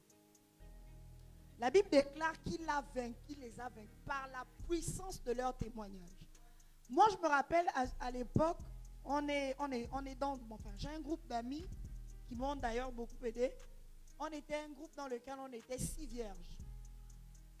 C'était quand même rare, comme aujourd'hui, c'était quand même rare. Mais ce dont je me rappelle, c'est que lorsque l'une d'entre nous ressentait des pressions, on appelle que man là. Si tu ne m'appelles pas ou si tu m'échappes, si je ne m'évade pas, je risque de basculer dans la masturbation. Donc, le fait de pouvoir en parler librement, le fait d'avoir des personnes qui ne vont pas peut-être te juger, mais qui vont te dire que bon là, moi j'avais une soeur qui me disait, moi quand ça m'arrive, j'écoute les louanges. Ou bien, moi quand ça m'arrive... Tu écoutes ça beaucoup, hein, frère. Come on! Moi quand ça m'arrive... Est-ce qu'on peut acclamer pour le frère? Quand j'atteins la période d'ovulation pour les femmes, où c'est une période assez chaude, moi... La conversation est intéressante, n'est-ce pas? Quand j'atteins cette période-là, je vais me damer l'eau chaude. Ou je vais me laver, je vais me damer de l'eau froide pour essayer d'évacuer la pression. Ça veut dire qu'il y a des méthodes qui ne sont pas forcément des méthodes spirituelles, mais qui sont des méthodes qui peuvent t'aider à ne pas basculer dans la masturbation quand tu as pour principe ou quand tu comprends qu'il ne faut pas te livrer à un homme. Si tu ne te livres pas à un homme, tu vas te livrer à ta main. Mais il faut accepter que ta main ne doit pas te diriger. Et donc en parler et ne pas te retrouver dans des endroits où c'est propice pour que je puisse utiliser ma main pour me satisfaire. Amen. Ça, c'est acclamer ça. C'est la femme du prophète. La prochaine fois. Ça, j'ai... Ouais, conversation. Maintenant, là, c'est très intéressant. Donnez... Là, d'abord à Flore, ensuite à l'autre des suggestions. Après, on va clôturer avec la question de l'ancien Roosevelt. Oui, maman Flore, rapidement, allons-y. Pas de course, s'il vous plaît. Ok. Oui, la Tisha, je vais répondre, t'inquiète pas. c'est pour venir sur comment gérer ses pulsions sexuelles. Déjà, j'ai envie de dire à une jeune femme qui est ici, qui ne connaît pas encore les hommes, que c'est bien.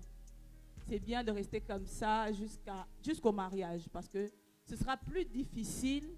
Tu vas te trouver dans une situation difficile à parler, difficile à t'exprimer. Moi, parfois, j'ai échangé avec des sœurs qui m'ont dit, moi, je suis chrétienne, mais si je ne vais pas avec un homme, je ne peux pas. Ça là, je ne peux pas. Je ne peux pas attendre le mariage. Ce n'est pas facile. Ce n'est pas facile. La sexualité nous ouvre beaucoup de portes. D'ailleurs, la Bible nous demande de résister quand il s'agit de toute autre chose. Mais lorsqu'il s'agit du péché du sexe, la Bible nous demande de fuir. Et c'est un péché qui est trop conscient. Tu connais que les messages, ça veut dire que le gars, tu l'intéresses. Tu connais que le rendez-vous où tu pars là, ça peut aboutir à telle chose. Tu connais quand tu arrives sur le lit ce que tu es venu faire. C'est un péché qui est tellement conscient. Et fuir d'en parler ne nous aide pas. Parce que autant que nous sommes, peut-être certaines personnes ont encore de petites difficultés. Moi, au départ, je rentrais dans des jeûnes. C'est une sœur chrétienne qui me disait, quand ça monte, moi je jeûne. Donc moi, quand ça montait, je jeûnais.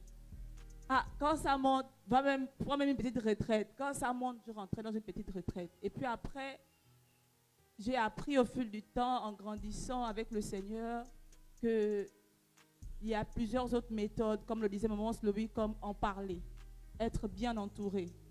Moi, dans le monde, on appelle ça la vie de Louga. J'ai eu beaucoup d'amis, j'ai fréquenté les grands restaurants, les grands milieux. Vraiment, c'était compliqué. Et du coup, quand tu sors de là et que tu commences à servir Dieu, ce n'est pas du tic au tac que ça se fait. Moi, j'ai été chrétienne, étant à l'église, j'ai même pris le baptême et j'allais encore avec des hommes. Ça s'est fait progressivement. Ça, ce n'est pas fait du tic au tac. Donc, quand vous entendez quelqu'un dire que c'est difficile, comprenez que c'est difficile. Celles-là qui sont encore vierges, vraiment, gardez votre virginité jusqu'au mariage. Gardez votre virginité. Ça vous évitera bien de problèmes. Ça vous évitera de rentrer dans certaines situations. Parce que si tu n'as pas réglé les problèmes de sexualité avant mariage, il est possible que ça te suive jusqu'à dans le mariage. C'est valable pour les femmes comme c'est valable pour les hommes. Très bien. C'est pas seulement... Ne fouillons pas, en fait. Ne fouillons pas la question. Ne tournons pas autour du pot quand on sait que majoritairement ici, les gens ont connu les femmes et les hommes. Lorsqu'il y a un sujet comme ça qui peut aider quelqu'un, débattons dessus parce que ça va aider quelqu'un sérieusement. Merci beaucoup, Maman Flore. On finit avec la dame derrière. D'abord, elle va derrière. Donc, déjà, je ne sais pas si la pression est la même pour celles qui ont connu et celles qui n'ont pas encore connu. C'est pression. Mais je me souviens... Ça pression en tout cas. Ok, c'est la pression. Ouais. Je me souviens qu'à mes 26, 27 ans, les pressions devenaient de plus en plus fortes. Et moi, ce qui m'a aidé et ce qui m'aide jusqu'aujourd'hui à me garder, c'est le fait d'en parler. Hein? Et il y a une technique que Maman Slowy a énumérée lorsqu'elle parlait, l'eau chaude. J'ai discuté avec ma maman, là où je vivais. Elle est psychologue. Et je lui disais, là, qu'est-ce qui m'arrive, je ne comprends pas. Elle m'a dit, quand c'est comme ça, si tu sens que c'est trop fort, tu te tapes de l'eau chaude ou alors tu viens, tu m'en parles et on en discute clairement. Et avec elle, on parlait de façon libre, en fait. Et dernièrement, la semaine dernière, j'ai fini ma période de menstru. Je suis rentrée dans ma phase d'ovulation. Et je vous assure, c'est la première fois. C'était tellement fort. Et je disais, Seigneur, qu'est-ce qui m'arrive? Qu'est-ce qui se passe? La pression est forte. Et j'ai eu une recommandation. J'ai pris l'huile d'onction, j'ai frotté, non seulement au niveau de mon bas-ventre, mais sur mes parties intimes. Et la pression est partie. Simplement. Donc, c'est tout ce que je peux donner comme conseil.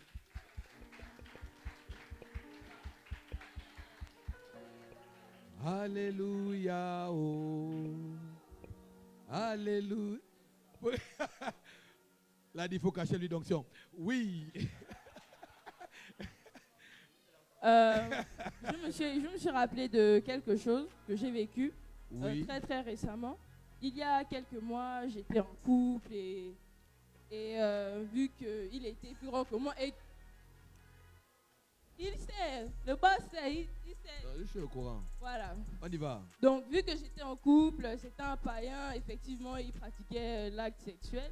Moi, n'ayant pas connu d'homme, à un certain moment, quand tu es avec la personne, même si la personne te dit respecter, la personne essaie de te pousser à bout et tout ça.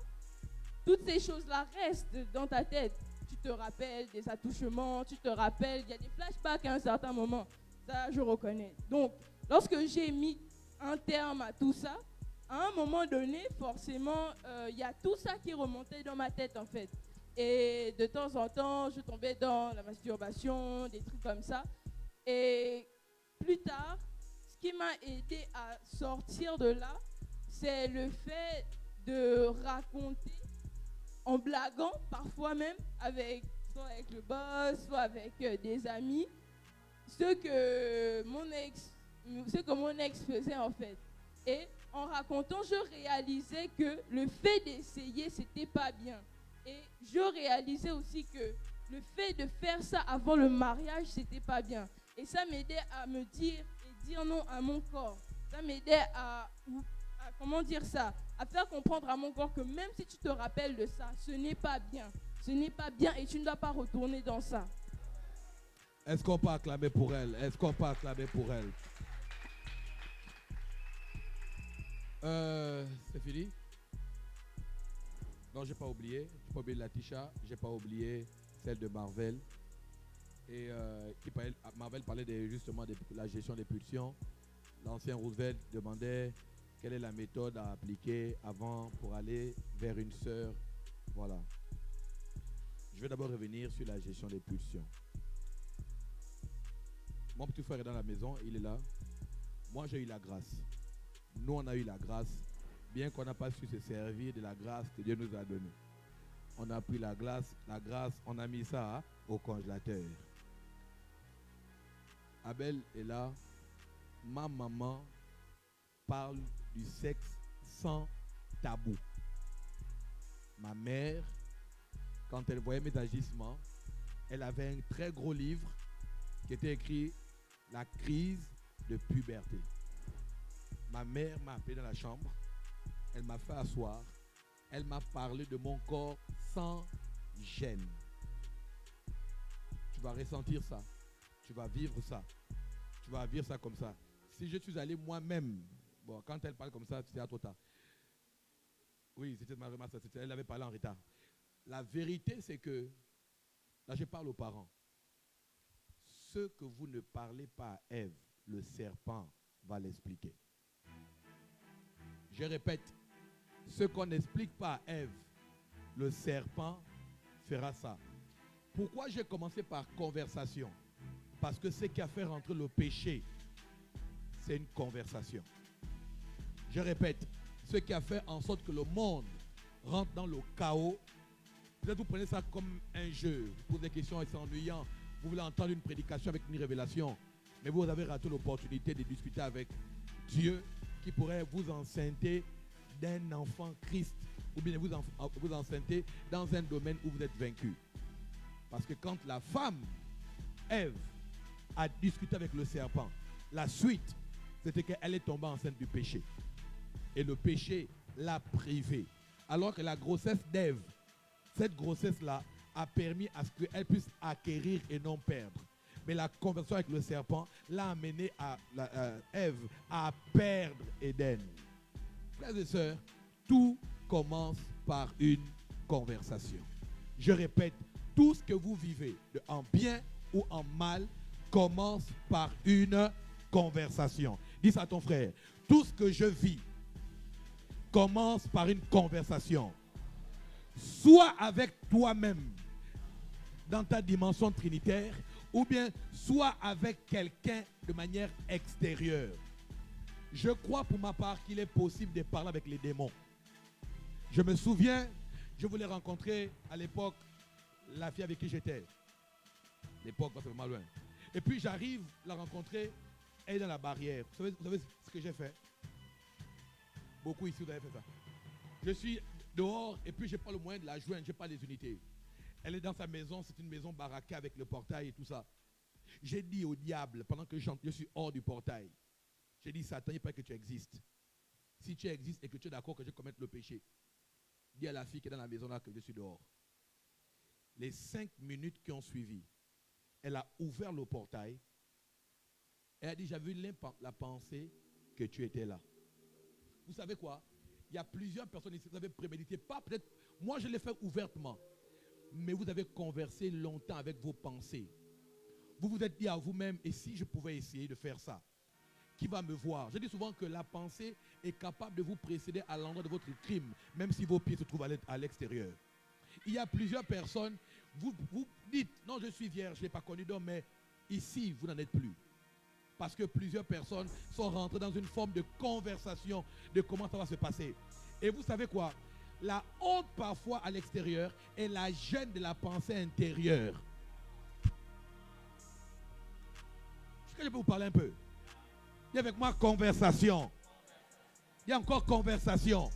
Si la conversation était la première chose qui a introduit le monde dans le chaos, la conversation avec soi-même ou avec un esprit est la chose qui est capable de t'introduire dans le chaos de ta vie. Je vous dis la vérité. Ce que nous sommes devenus nous tous, c'est la résultante de soi de ces pensées dans la chambre tout seul. Soit tu as parlé avec quelqu'un, ou soit un film t'a communiqué une pensée et tu as commencé à converser. Soit tes amis ont conversé à côté de toi et tu t'es dit, et pourquoi je n'essayerai pas? Soit les gens ont commencé à converser en te mettant, à t'excluant, tu as dit, mais pourquoi moi aussi je n'essaye pas? Tout ce que nous avons fait a toujours été la résultante de quoi? D'une conversation. Le danger avec la conversation, c'est que la conversation est capable de te convertir. Je répète, le danger avec la conversation, c'est que la conversation est capable de faire quoi? De te convertir. Elle est capable de te faire changer une pensée pour une autre, de te faire refuter une pour acte. Voilà pourquoi Dieu, qui savait que la conversation n'est pas d'abord avec le diable, mais avec soi-même, a dit, si quelqu'un pense dans son cœur, en d'autres termes, s'il s'est dit, et si j'étais déjà avec cette femme, et si on allait ensemble, en d'autres termes, s'il a commencé à parler avec lui-même, il a déjà commis adultère. Les amis, je comprends mieux pourquoi ton ami t'a posé la question, est-ce que tu as une intimité avec le Saint-Esprit? Parce que c'est dans au niveau de la pensée, écoutez-moi, au niveau de la pensée, quand vous avez emmagasiné la parole, la Bible dit ceci, la Bible dit ceci, qu'il ne vous révélera, il vous parlera de Christ, il glorifiera Jésus. Pourquoi c'est important d'emmagasiner la parole? Pourquoi c'est important? Parce que la seule matière première qui permet à l'esprit d'avoir un volume de voix sur le niveau de connaissance que tu as. Quand tu veux faire une bêtise, tu veux faire une chose compliquée, le Saint-Esprit qui est en toi va te dire, quand tu vas faire ça, voici ce que tu vas perdre. Voici ce que tu vas rater. Ou bien il va te rappeler. Regarde comment tu as fait la cure d'âme pendant un moment. Regarde comment tu as renoncé à toutes ces choses. Regarde comment tu as parcouru toutes ces moments pour t'arrêter là, pour finir là. Tu as l'impression d'avoir un coach dans ta tête, un motivateur. Parfois, tu ne te rends même pas compte. Dès que tu l'as écouté, tu as traversé la période, tu te dis, mais et pourtant, ce n'était pas compliqué. Ce n'était pas compliqué. Tout ce qui nous arrive est la résultante de ce qu'on appelle la réflexion, qui est une conversation. Qu'est-ce que tu penses? Comment tu t'entretiens? La Bible dit, entretenez-vous avec des hymnes et des cantiques spirituels, des psaumes et des cantiques spirituels. Ça veut donc dire que la louange entretient. Ça veut donc dire que la louange entretient. La Bible est claire, on dit, confessez-vous les péchés les uns des autres. Pourquoi Dieu met en avant la confession? Parce que ce que tu confesses perd de la force. Tout ce que l'on garde comme défaut finit par sentir. Très souvent, vous pouvez réussir un coup plusieurs fois, même 1000 fois. Croyez-moi, le jour ça sentira. Le jour ça sentira. Je crains que ça n'arrive à l'endroit de ta gloire. Ce que vous cachez, que l'on cache, est capable de sentir le jour de ta gloire. C'est-à-dire que quand tu arrives maintenant, là où on va te célébrer, c'est là que tout remonte en surface. Parce que tu n'as pas eu la force de confesser. J'ai mon meilleur ami. J'ai dit, je suis pasteur, mais j'ai le seul... Je disais ça à Loïc, je pense. Je lui disais, non, c'est pas à toi. À qui je parlais? Non, c'est à Gerda. Je lui disais, dans la vie, il faut avoir 3 types de personnes. Dis avec moi, 3 types de personnes. Quelqu'un au-dessus de toi, quelqu'un comme vis-à-vis et quelqu'un en dessous de toi. Celui qui est au-dessus, celui pour qui tu tires le modèle. Tu veux ressembler à cette personne. L'autre est la personne qui est capable de te dire quand tu fais mal, tu fais mal. L'autre en bas, te dire lui là, il me prend moi comme son modèle. Ces 3 choses-là est capable de vous garder dans votre destinée. Te dis j'ai un mentor. Vous savez, moi j'ai un mentor. L'évêque Michel, c'est quelqu'un que j'admire. Vous savez, les gloires dans ce pays-là, ou bien même ailleurs, c'est toujours un moment. C'est toujours une durée. C'est toujours une période. J'ai connu cet homme-là par une coïncidence, non, par une organisation divine, durant un culte. Il a proposé pour moi et puis on est resté en contact. Mais je ne l'ai jamais vu descendre. Je ne le vois que monter. C'est-à-dire que quand tu dis non, là il a tout dit, il n'a plus rien à dire. Tu as l'impression qu'il s'est renouvelé, qu'il s'est bonifié. Il m'a dit un jour, Armel, j'ai fini un livre, je crois par semaine ou bien par 2 semaines après, il y a un livre. Et quand il finit de lire une Bible, qu'il a tellement eu de révélations, il change de Bible. Il achète une nouvelle Bible pour avoir d'autres révélations. Ça veut dire que c'est quelqu'un qui est à la quête de ce qui est nouveau. Je vous dis une vérité. Une vérité. Quand vous n'êtes pas capable de vous renouveler, vous finissez par être rouillé. Je répète, quand vous n'êtes pas capable de vous renouveler, vous finirez par être rouillé. Le problème de trop de gens, c'est qu'ils ne se renouvellent pas. Ils sont pareils. Ils n'ont pas pu avoir d'autres informations. Ils n'ont pas rencontré d'autres personnes qui les challengent. Donc, toute leur vie se résume à une routine. Et la routine finit par user. Elle finit par user. La routine, c'est un danger. La routine, c'est un danger. Même l'Esprit de Dieu n'a pas répété les miracles. Il fait des choses différentes. Avec un, il prend la boue, il met sur les autres. D'autres, il dit c'est ma Ephrata. D'autres, il dit va, ton péché.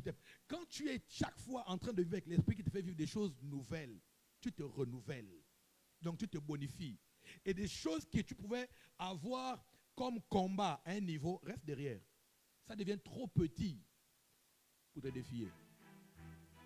Je répète, ça devient trop petit pour te défier. Quand je parle de renouvellement, je ne parle pas que de renouvellement seulement avec l'aspect spirituel. Même par l'étude, la connaissance, l'apprentissage. Et j'apprécie ce qu'ils ont dit. Ce n'est pas faux. On peut dire on s'occupe en apprenant. Elle, par exemple, à chaque fois que je suis avec elle, je suis émerveillé.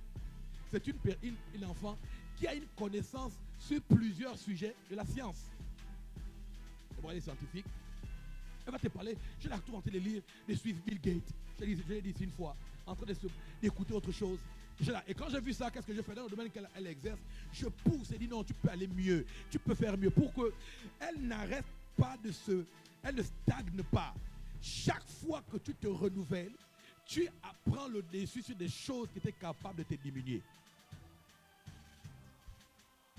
Je répète, l'une des choses que Dieu m'a dit, je vous dis c'est comme un secret. Dites pas aux gens. Dieu m'a dit un jour, je dis à Dieu, Seigneur, moi j'étais ancien diacre, ancien de jeunesse, comment je vais gérer une église? Il m'a dit, je vais te faire grandir avant l'église. J'ai dit, comment? À chaque fois que je vous prêche un nouveau message, n'oubliez pas qu'il a d'abord été pour moi un nouveau message. C'est-à-dire que chaque révélation que Dieu me donne m'a permis de prendre un pas d'avance. Et quand je vous l'informe, vous dites, oh, pourquoi tu es trop fort? Non, j'ai grandi en cachette. En d'autres termes, c'est le ministère qui me fait grandir. C'est la charge qui m'amène à me décharger. En d'autres termes, c'est si vous êtes capable de vous mettre, la Bible dit, prenez mon joug sur vous et recevez quoi? Mes instructions. Les amis, quand vous ne rêvez pas, pourquoi j'aimais beaucoup un ancien à Kalika qui disait, les jeunes aujourd'hui ne rêvent plus, ils ne rêvent plus. Quand tu arrêtes de rêver, c'est que tu es mort. Tu es mort. Ou bien si tu arrêtes de rêver, c'est que tu rentres à la phase où tu dois mettre en application tes rêves. Quand Joseph a arrêté de rêver, c'est quand il est passé maintenant à la phase exécution. Si tu ne rêves plus, est-ce que tu es déjà en train d'exécuter les rêves d'avant? D'autres choses, c'est que vous mettez vous-même des limites. Ça, je ne peux pas faire ça. Je suis là, c'est fini là. Mon âge, ma vie là, là, qu'est-ce que je vais encore devenir? Ou bien qu'est-ce que je peux encore faire? Quand vous arrêtez ça, le diable vous donnera du travail.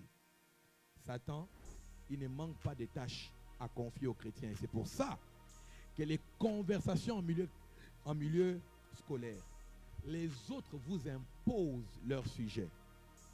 Vous n'êtes pas capable à vous de vous imposer dans leur sujet. Mais pas entendu. J'ai dit, si les gens vous imposent leur sujet, vous devez être capable de vous imposer dans leur sujet. Moi, je ne fuis pas les sujets. J'ai dit bien, je ne fuis pas les sujets.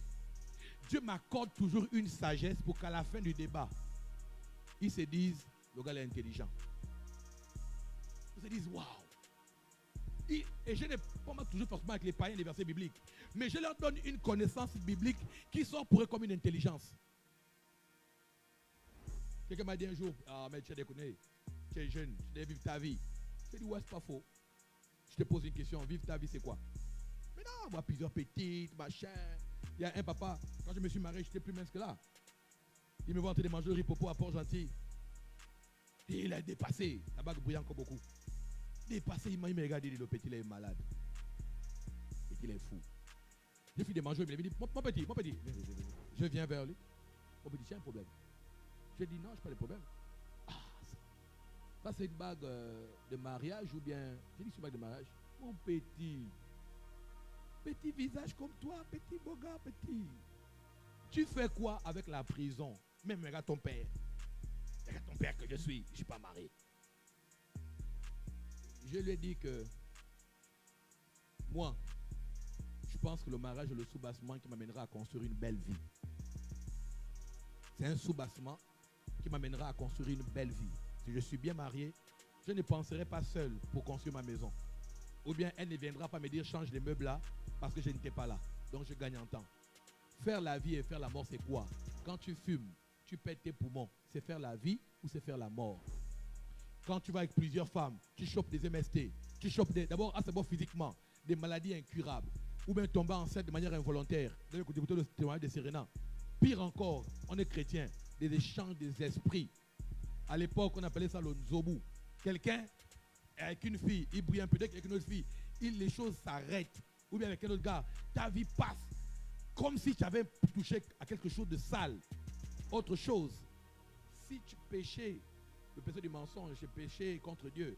Le péché du sexe, c'est péché contre son propre corps. C'est-à-dire que c'est te mettre en désaccord avec ton corps. En désaccord avec ton corps. Je répète, être en désaccord avec son corps, c'est la pire des choses. Je vais préciser sur ça après. Mais tout a commencé par une. Pendant que je suis en train de parler dans vos têtes, il y a une. Pendant que je parle là, il est capable même de réunir l'église et vous dire, lui-même il est marié. Il veut te faire croire qu'il se porte alors que lui-même il est marié. Tu n'as pas besoin de faire ça. C'est un choix de conversation que tu décides d'accepter ou de t'imposer. Et quand on s'impose, soit on dit arrière de moi, Satan, ou bien on est capable de démontrer comme Jésus a fait. Il est aussi écrit. Il y a deux choix dans des conversations. Soit tu le chasses, soit tu t'imposes par une connaissance qu'il n'a pas. Le problème avec les chrétiens, avec nous, c'est que nous, on se laisse imposer des sujets. Ah, un chrétien, tu dis ici ce matin, je suis la tête. On ne peut pas t'imposer des sujets à l'école. C'est toi qui t'imposes à leur sujet. Au point, ils disent, on n'aime pas parler avec toi parce que tu finis toujours par avoir raison. C'est pas moi. J'ai un esprit supérieur. Vous parlez des gars égaux, on va rentrer dedans. Et je vais vous démontrer dans votre affaire là que c'est des bêtises et c'est des pacotis. Vous savez, la différence entre nous et les païens, c'est que les païens vous font croire que ce qu'ils vivent, c'est de l'or. Mais nous, on présente au christianisme comme une souffrance. C'est pour ça qu'ils peuvent nous présenter ce qu'ils vivent comme des trésors. Et nous, on a ça comme si on était en prison. Ah, au moins vous, au moins toi, tu pars à la piscine. Au moins toi, tu peux te mettre nu. Au moins toi, tu peux faire telle chose. Au moins toi. C'est une méconnaissance de ce que tu appelles au moins elle. Tu imagines. C'est une phrase que je dis à mes petites soeurs, je dis à mes filles. Tu imagines, tu es marié aujourd'hui. Tu es marié, bien marié. Tu es bien marié. Et puis comme par hasard, un des gars avec qui tu étais était le meilleur condisciple des classes du gars que tu vas avoir aujourd'hui. Comment tu t'assois en leur présence? Comment tu t'assois en leur présence? dans les yeux, la gêne. Comme a dit Gerda, tous les souvenirs remontent.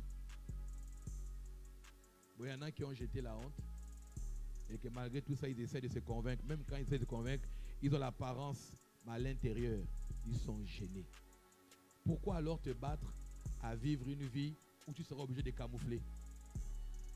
C'est une prison. C'est une prison. Frères et sœurs, comment arriver à se contenir? Il y en a plusieurs méthodes. Il y en a plusieurs. Il y en a plusieurs. La Bible dit, pour ça, fouillez. On peut fuir sa propre personne. Je répète, on peut fuir sa propre personne. Tu n'as rien à faire dans la maison, tu es tout seul. Les pensées commencent à divaguer. Je sors de ma maison. Moi-même, je sors de ma maison. Je m'avais m'asseoir chez le boutiquier. Je me fuis moi-même. Je me fuis quoi? Moi-même. Il y a des choses capables de stimuler une pensée. Il y a des choses capables de tuer une pensée. La pensée monte. Le corps réagit. Quand tu as confié ça à quelqu'un, après tu as honte. Que si tu commets ça, comment la personne va te regarder? Actuellement, ça ne va pas. Actuellement, ça ne va pas. Et si c'est un gars comme moi, je vais te gazer. J'ai dit à une soeur en Christ ici qui m'a appelé un jour, une de mes filles. Et je suis fier d'elle. Elle m'a appelé un jour, prophète. Le boss, je ne sais pas, mais là, ça ne va pas. Je lui ai dit ceci. Si tu as faim et tu vas voler, est-ce que tu auras raison? Elle m'a dit non, papa, je n'ai pas raison. Même si ma faim est justifiable, mais mon acte sera condamnable. J'ai dit c'est la même chose avec tous les désirs que tu as. Si tu es capable de commettre une chose hors d'un cadre légal, tu seras coupable, même si ton corps, même si tu avais raison parce que ton corps réagissait. Dieu s'en fiche de te dire, que tu dises, oh Seigneur, vraiment je n'ai pas pu supporter. Non, non, non, tu pouvais le faire. Tu pouvais le faire. Soit en parlant à quelqu'un, soit en évitant. Les gens qui sont tombés se sont toujours trouvés trop proches de la frontière. Je répète, ceux qui sont tombés dans des positions, je dis souvent aux sœurs qui me disent, prophète, je suis tombé. Je dis, tu n'es pas tombé. Pardon, arrête de faire ça. Tu es parti t'allonger. Comment tu vas te retrouver chez un frère ou chez une sœur et tu dis, je n'ai pas su ce qui s'est passé. Tu savais ce qui s'est passé. Et tu as décidé de le faire avant de venir. Tu as conversé dans ta tête et vous avez tiré une conclusion. C'était, vas-y. C'était quoi? Vas-y. La grâce, Papa Mike est là. Il n'y a pas de sujet, avec des sujets tabous, avec des gens qui nous sont chers. Il n'y a pas de sujet tabou. Je ne sais pas si mes sœurs, ma femme est là témoin, si mes sœurs peuvent dire aujourd'hui que moi, je n'ai pas pris le temps de parler avec elles. Toutes mes sœurs, je m'asseyais sur le congélateur à la cuisine avec une d'entre elles. Et puis je parle. J'ai dit, moi, ton frère, j'ai été bandit. J'ai fait ça. J'ai fait ça. Tu ne peux pas faire ça. Quand ça va arriver comme ça, comme ça, comme ça, comme ça, comme ça. Mais tu peux faire le choix comme a fait Caïn. Même avec un prédicateur comme Dieu, Caïn a décidé de tuer. La dernière décision te revient. Elle te reviendra toujours. Que tu n'accuses personne. Donc, Papa Mike, avec des gens qui nous sont chers, Maman Krishna, avec les gens qui nous sont chers, ce n'est pas à un enfant, ce n'est pas facile à un enfant de venir s'ouvrir vers ses parents. Ma mère, si elle ne l'avait jamais fait, je ne l'aurais jamais présenté les filles avec qui j'étais. C'est parce qu'elle m'a ouvert la porte. Elle m'a ouvert la porte en premier. Que j'ai eu le courage, quand j'étais avec une fille, de dire, bon, maman, là, actuellement, je suis avec une petite là. Maman, pasteur, hein? Ah bon? Oui. Pourquoi je la rencontre? Elle ne m'a jamais condamné. Elle ne m'a jamais criblé. Mais ce qu'elle te dit, toi-même, tu as honte parce que tu sais que bon, ce qu'elle te dit là, c'est ce qui est juste. Donc, moi-même, je finissais par enterrer les relations parce que ma mère était ouverte avec moi. Elle parlait avec moi. C'est vrai que ça fait mal. C'est vrai que ça gêne. Bon, nous, les papas, on est souvent jaloux. Hein, quand on pense à nos filles, on dit non, non, non, non, non. Moi-même, pire, avec mes sœurs, très jaloux. Très, très, très, très, très. Très. Mais le seul moyen qui peut éviter le chaos comme Ève, c'est là. C'est quoi? C'est quoi? Pour revenir à la question de l'ancien Roosevelt, tout ce qui s'est fait dans le noir finit noir.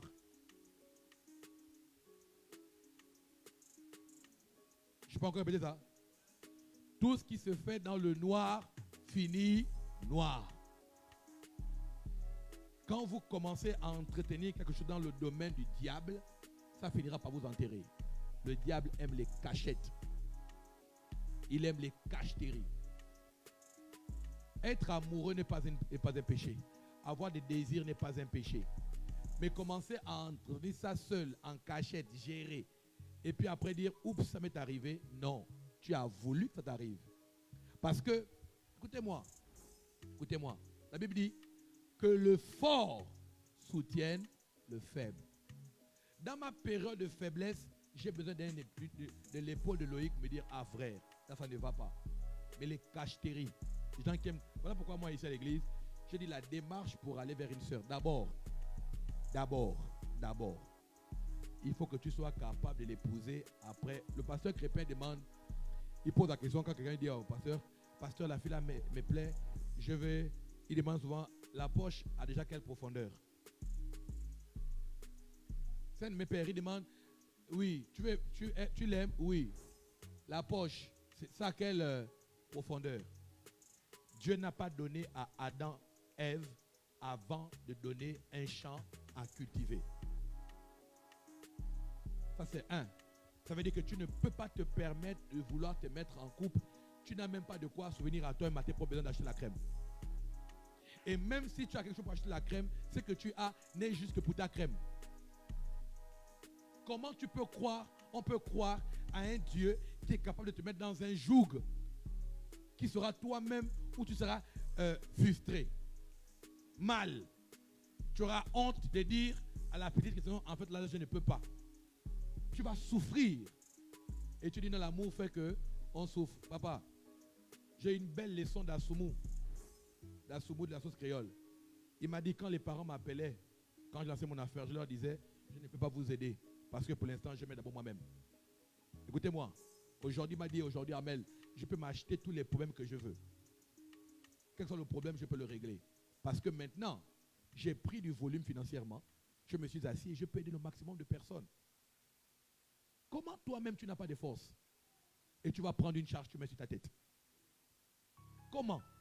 Tu habites chez papa, tu habites chez maman, tu habites dans une chambre, tu vis que pour toi-même. C'est le strict minimum que de commencer à penser à prendre la sémence pour développer un champ. Ce que tu vas faire, c'est de prendre un problème. Avant la spiritualité, que Dieu m'a dit, Dieu m'a fait, Dieu m'a montré, Dieu m'a ceci, il faut qu'on ait les pieds sur terre. Il faut qu'on ait les pieds sur terre. Dieu n'a jamais demandé d'exclure l'intelligence. Il dit, ajoute à ta spiritualité de l'intelligence.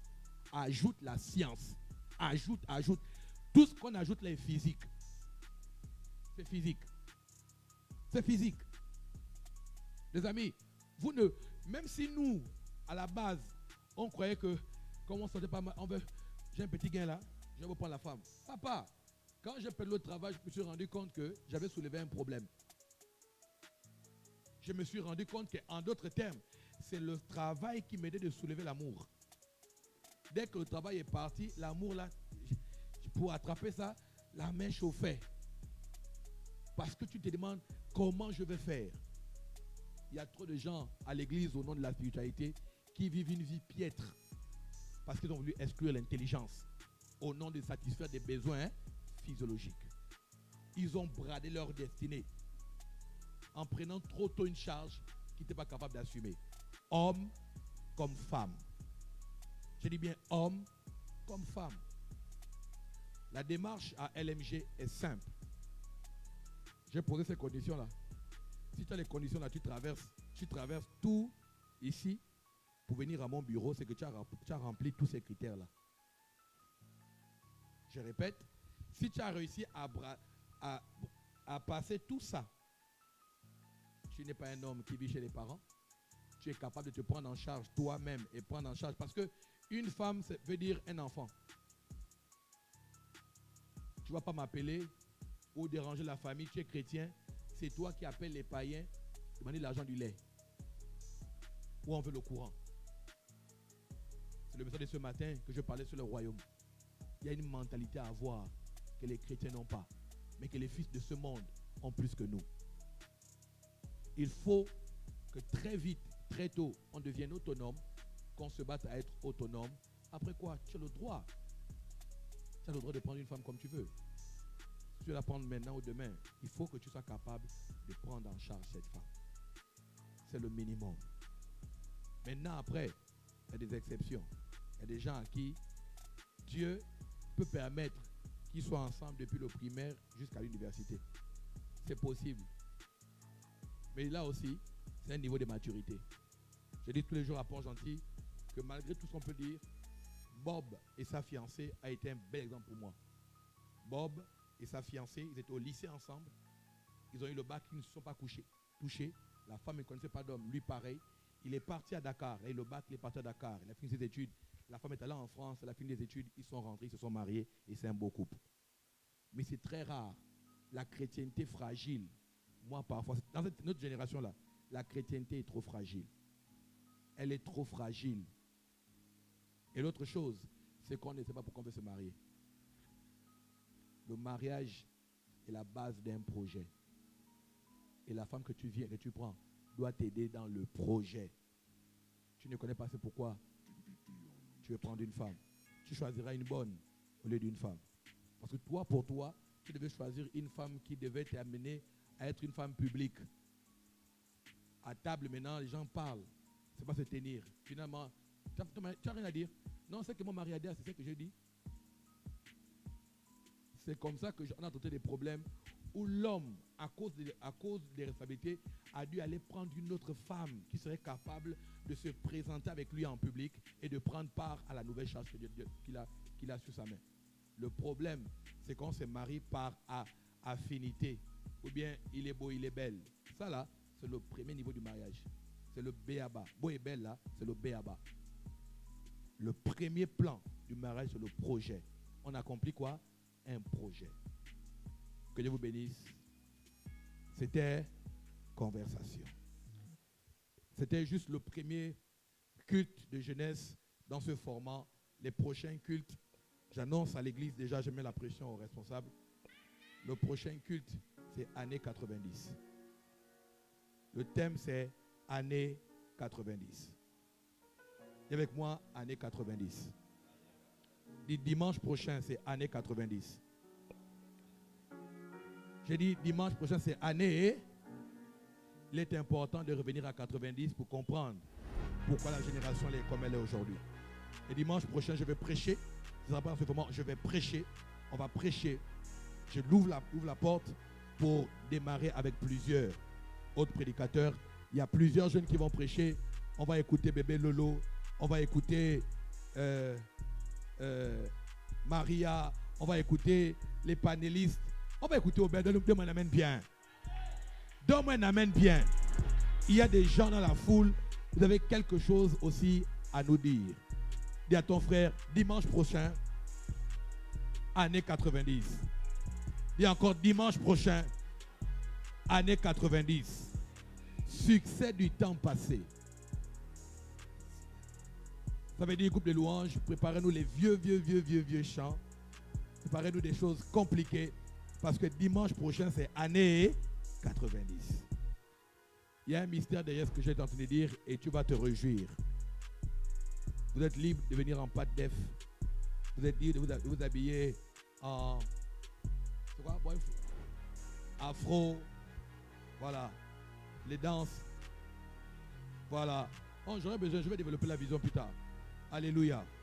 J'espère que cette conversation avec toi-même et avec les panélistes et avec Dieu t'a apporté des réponses. Est-ce qu'on peut s'élever? Est-ce qu'on peut s'élever? Est-ce qu'on peut s'élever? Attrape ton frère. Regarde ton frère, regarde ton frère. S'il est vrai, suivez-moi d'abord s'il vous plaît. S'il est vrai que la conversation commence avec 2 ou plusieurs personnes, quand Jésus a envoyé les gens, Il les envoyait 2 à 2. Dis à ton frère, tu es mon allié. Dis, tu es mon allié. Dans les problèmes, je vais t'appeler. Dans la difficulté, nous allons intercéder ensemble. Accepte-moi avec mes défauts. Ne me juge pas, mais sauve-moi. Confessez-vous les péchés les uns les autres. Frères et sœurs, cette démarche vous épargnera le scandale. Cette démarche évitera que quand tu viens au culte, à cause d'un scandale, tu commences à raser les murs. Ou bien quand on aborde un sujet, tu as la tête baissée parce que tu te sentiras comme coupable. Vous savez que quand ils sont coupables, tous les messages les concernent. On a plus le droit d'aborder un sujet parce que pour eux, c'est à eux qu'on pointe du doigt. Non, c'est une conversation avec toi-même. En d'autres termes, c'est la conscience qui te rappelle un crime que tu as commis. Et ce n'est pas Dieu. Dieu ne te condamne pas. Je te dis, relève-toi simplement et change de méthode. La honte, c'est du diable. La Bible de Dieu dit, celui qui a honte de moi devant les hommes, j'aurai honte de lui devant mon Père. La honte t'exclut la présence du Père. La honte va t'exclure. Écoutez-moi, critiquez-moi. Ah, j'ai mal fait en public. Je préfère qu'on me corrige pour que demain je m'améliore. Mais pas garder mon défaut, garder ma tare et justifier à chaque fois. Le grand problème avec la chute de Adam et Ève, c'est que malgré le fait qu'ils avaient conversé avec le serpent, je pensais qu'elle avait compris la leçon. Quand elle a parlé avec le serpent l'a proposé des choses, elle a accepté. Que d'accuser le serpent, que d'accuser à Ève. Dis à Dieu, Seigneur, je m'attends à toi simplement. Je voudrais avoir une conversation franche. Et là, j'ouvre une parenthèse. C'est la seule chose qui a permis à Jacob de devenir Israël. Vous n'êtes pas capable d'enlever les masques devant vous-même et de vous dire à Dieu, Seigneur, je suis le voleur. Je suis l'usurpateur. Et j'ai aimé, comme elle a parlé de manière crue, l'esprit me dit, là tu ressembles à une prostituée. Tu ressembles à un mot qu'on a au Gabon ici, bordel. C'est bien parfois d'entendre ces mots choquants. Ça t'aide à te ramener les pieds sur terre. Les amis, parfois avec vous-même, parlez-vous durement. L'apôtre Paul a dit, je traite durement mon corps pour ne pas pécher contre toi. Un jour, mon père parlait de moi devant un de mes amis sans savoir que c'était lui. Parce que mon ami là avait des civils. Et puis, il parlait, il disait, mon petit nom, non. Il dit non. Ouais. Armel, on me dit qu'il était avec un voyou. Il était avec un bandit. Il était avec un braqueur. Mais l'ami braqueur était le mécanicien qui tentait de réparer sa voiture. Mais il ne savait pas. Et puis il va dire, mais il s'appelle Leb ou Leb ou Leb. Et puis, ma mère était assise à côté, elle dit, mais oh, tu parles de qui? Leb ou Nzati ou qui? Elle dit, mais tu dis, mais c'est lui qui est en train de réparer la voiture. Mon père dit, oh, c'est toi? Il dit, oui, je m'appelle Leb. Mais toi, tu es un petit sérieux. Toi, tu es un petit sérieux. Tu as les tresses? Il dit, oui. Oh, ça. Toi, tu es un petit poli. Après, il ajoute, est-ce que tu parles même à ton ami? Est-ce que tu parles à ton ami? Dans une amitié avec Fanny, est-ce que vous parlez? Dans l'amitié avec Nick, est-ce que tu parles? Est-ce que tu parles à quelqu'un?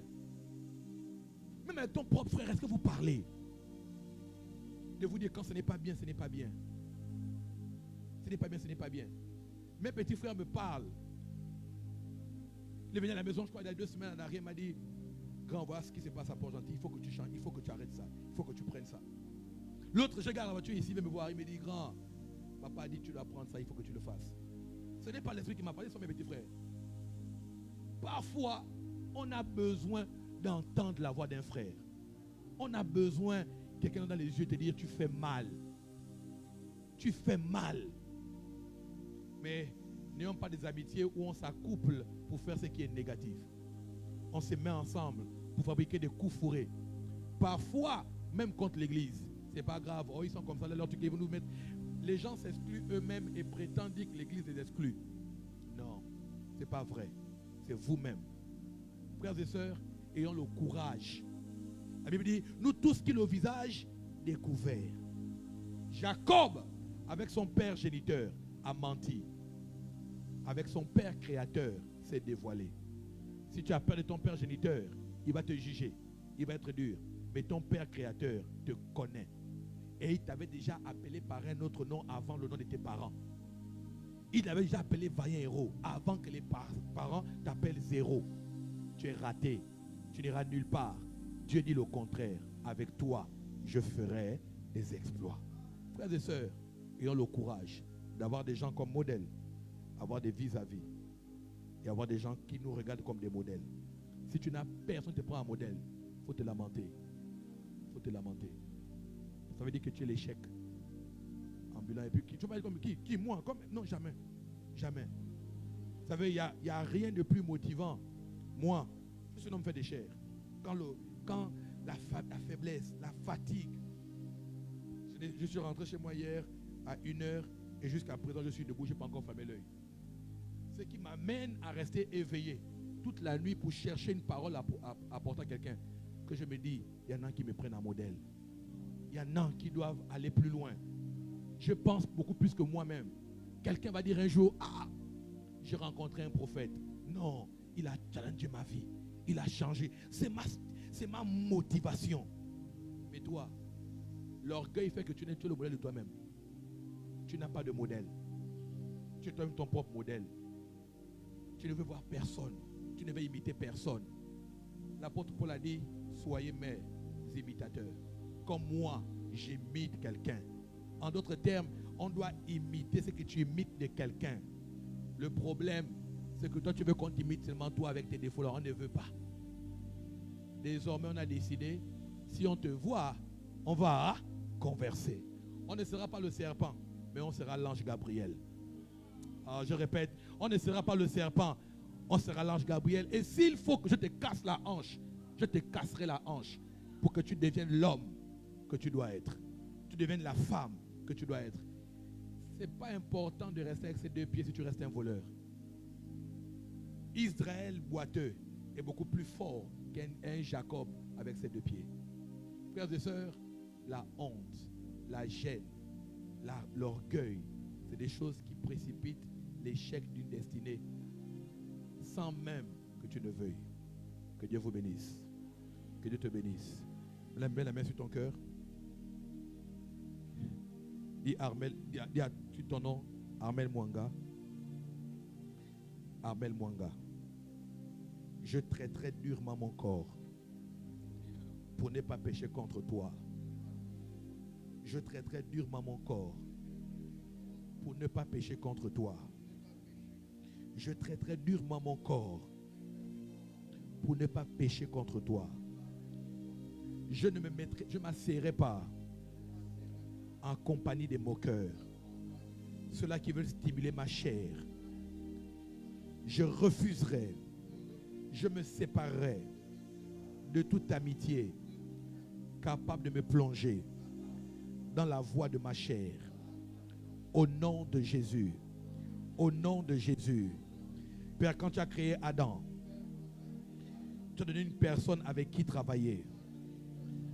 Le frère que je tiens à ma droite, la sœur que je tiens à ma droite, sera pour moi comme un allié. Au nom de Jésus. Au nom de Jésus. Au nom de Jésus. Au nom de Jésus. Au nom de Jésus. Au nom de Jésus. Au nom de Jésus. Au nom de Jésus. Je converserai avec le Saint-Esprit. Je converserai avec mon frère pour ne pas pécher contre toi, Seigneur. Merci pour ce premier culte de conversation. À toi la gloire, à toi le règne, à toi la majesté. Au nom de Jésus, amen. Est-ce qu'on peut célébrer? Est-ce que tu peux célébrer? Notre culte est terminé, mais je voudrais que tu sors des rangs et tu dis, tu es mon allié, tu es mon allié, tu es mon allié, tu es mon allié. Si j'étais toi dans ma vie, je ne tomberais pas. Si j'étais toi dans ma vie, tu ne tomberais pas. Tu es mon allié, tu es mon allié. Si tu es dans ma vie, je ne tomberai pas. Tu es mon allié. Oui, oui, non, tu es mon allié. Tu es mon allié. Tu es mon allié. Je dis, tu es mon allié. Je répète, tu es mon allié. Je répète, tu es mon allié. Je dis, tu es mon allié. Je dis, tu es mon allié. S'il vous plaît, sur la piste maintenant. Kiss de Kida. Code rapidement sur la piste. Tu es mon allié. Tu es mon allié. Tu es mon allié. Mesdames et messieurs, merci. C'était Conversation. C'était Conversation.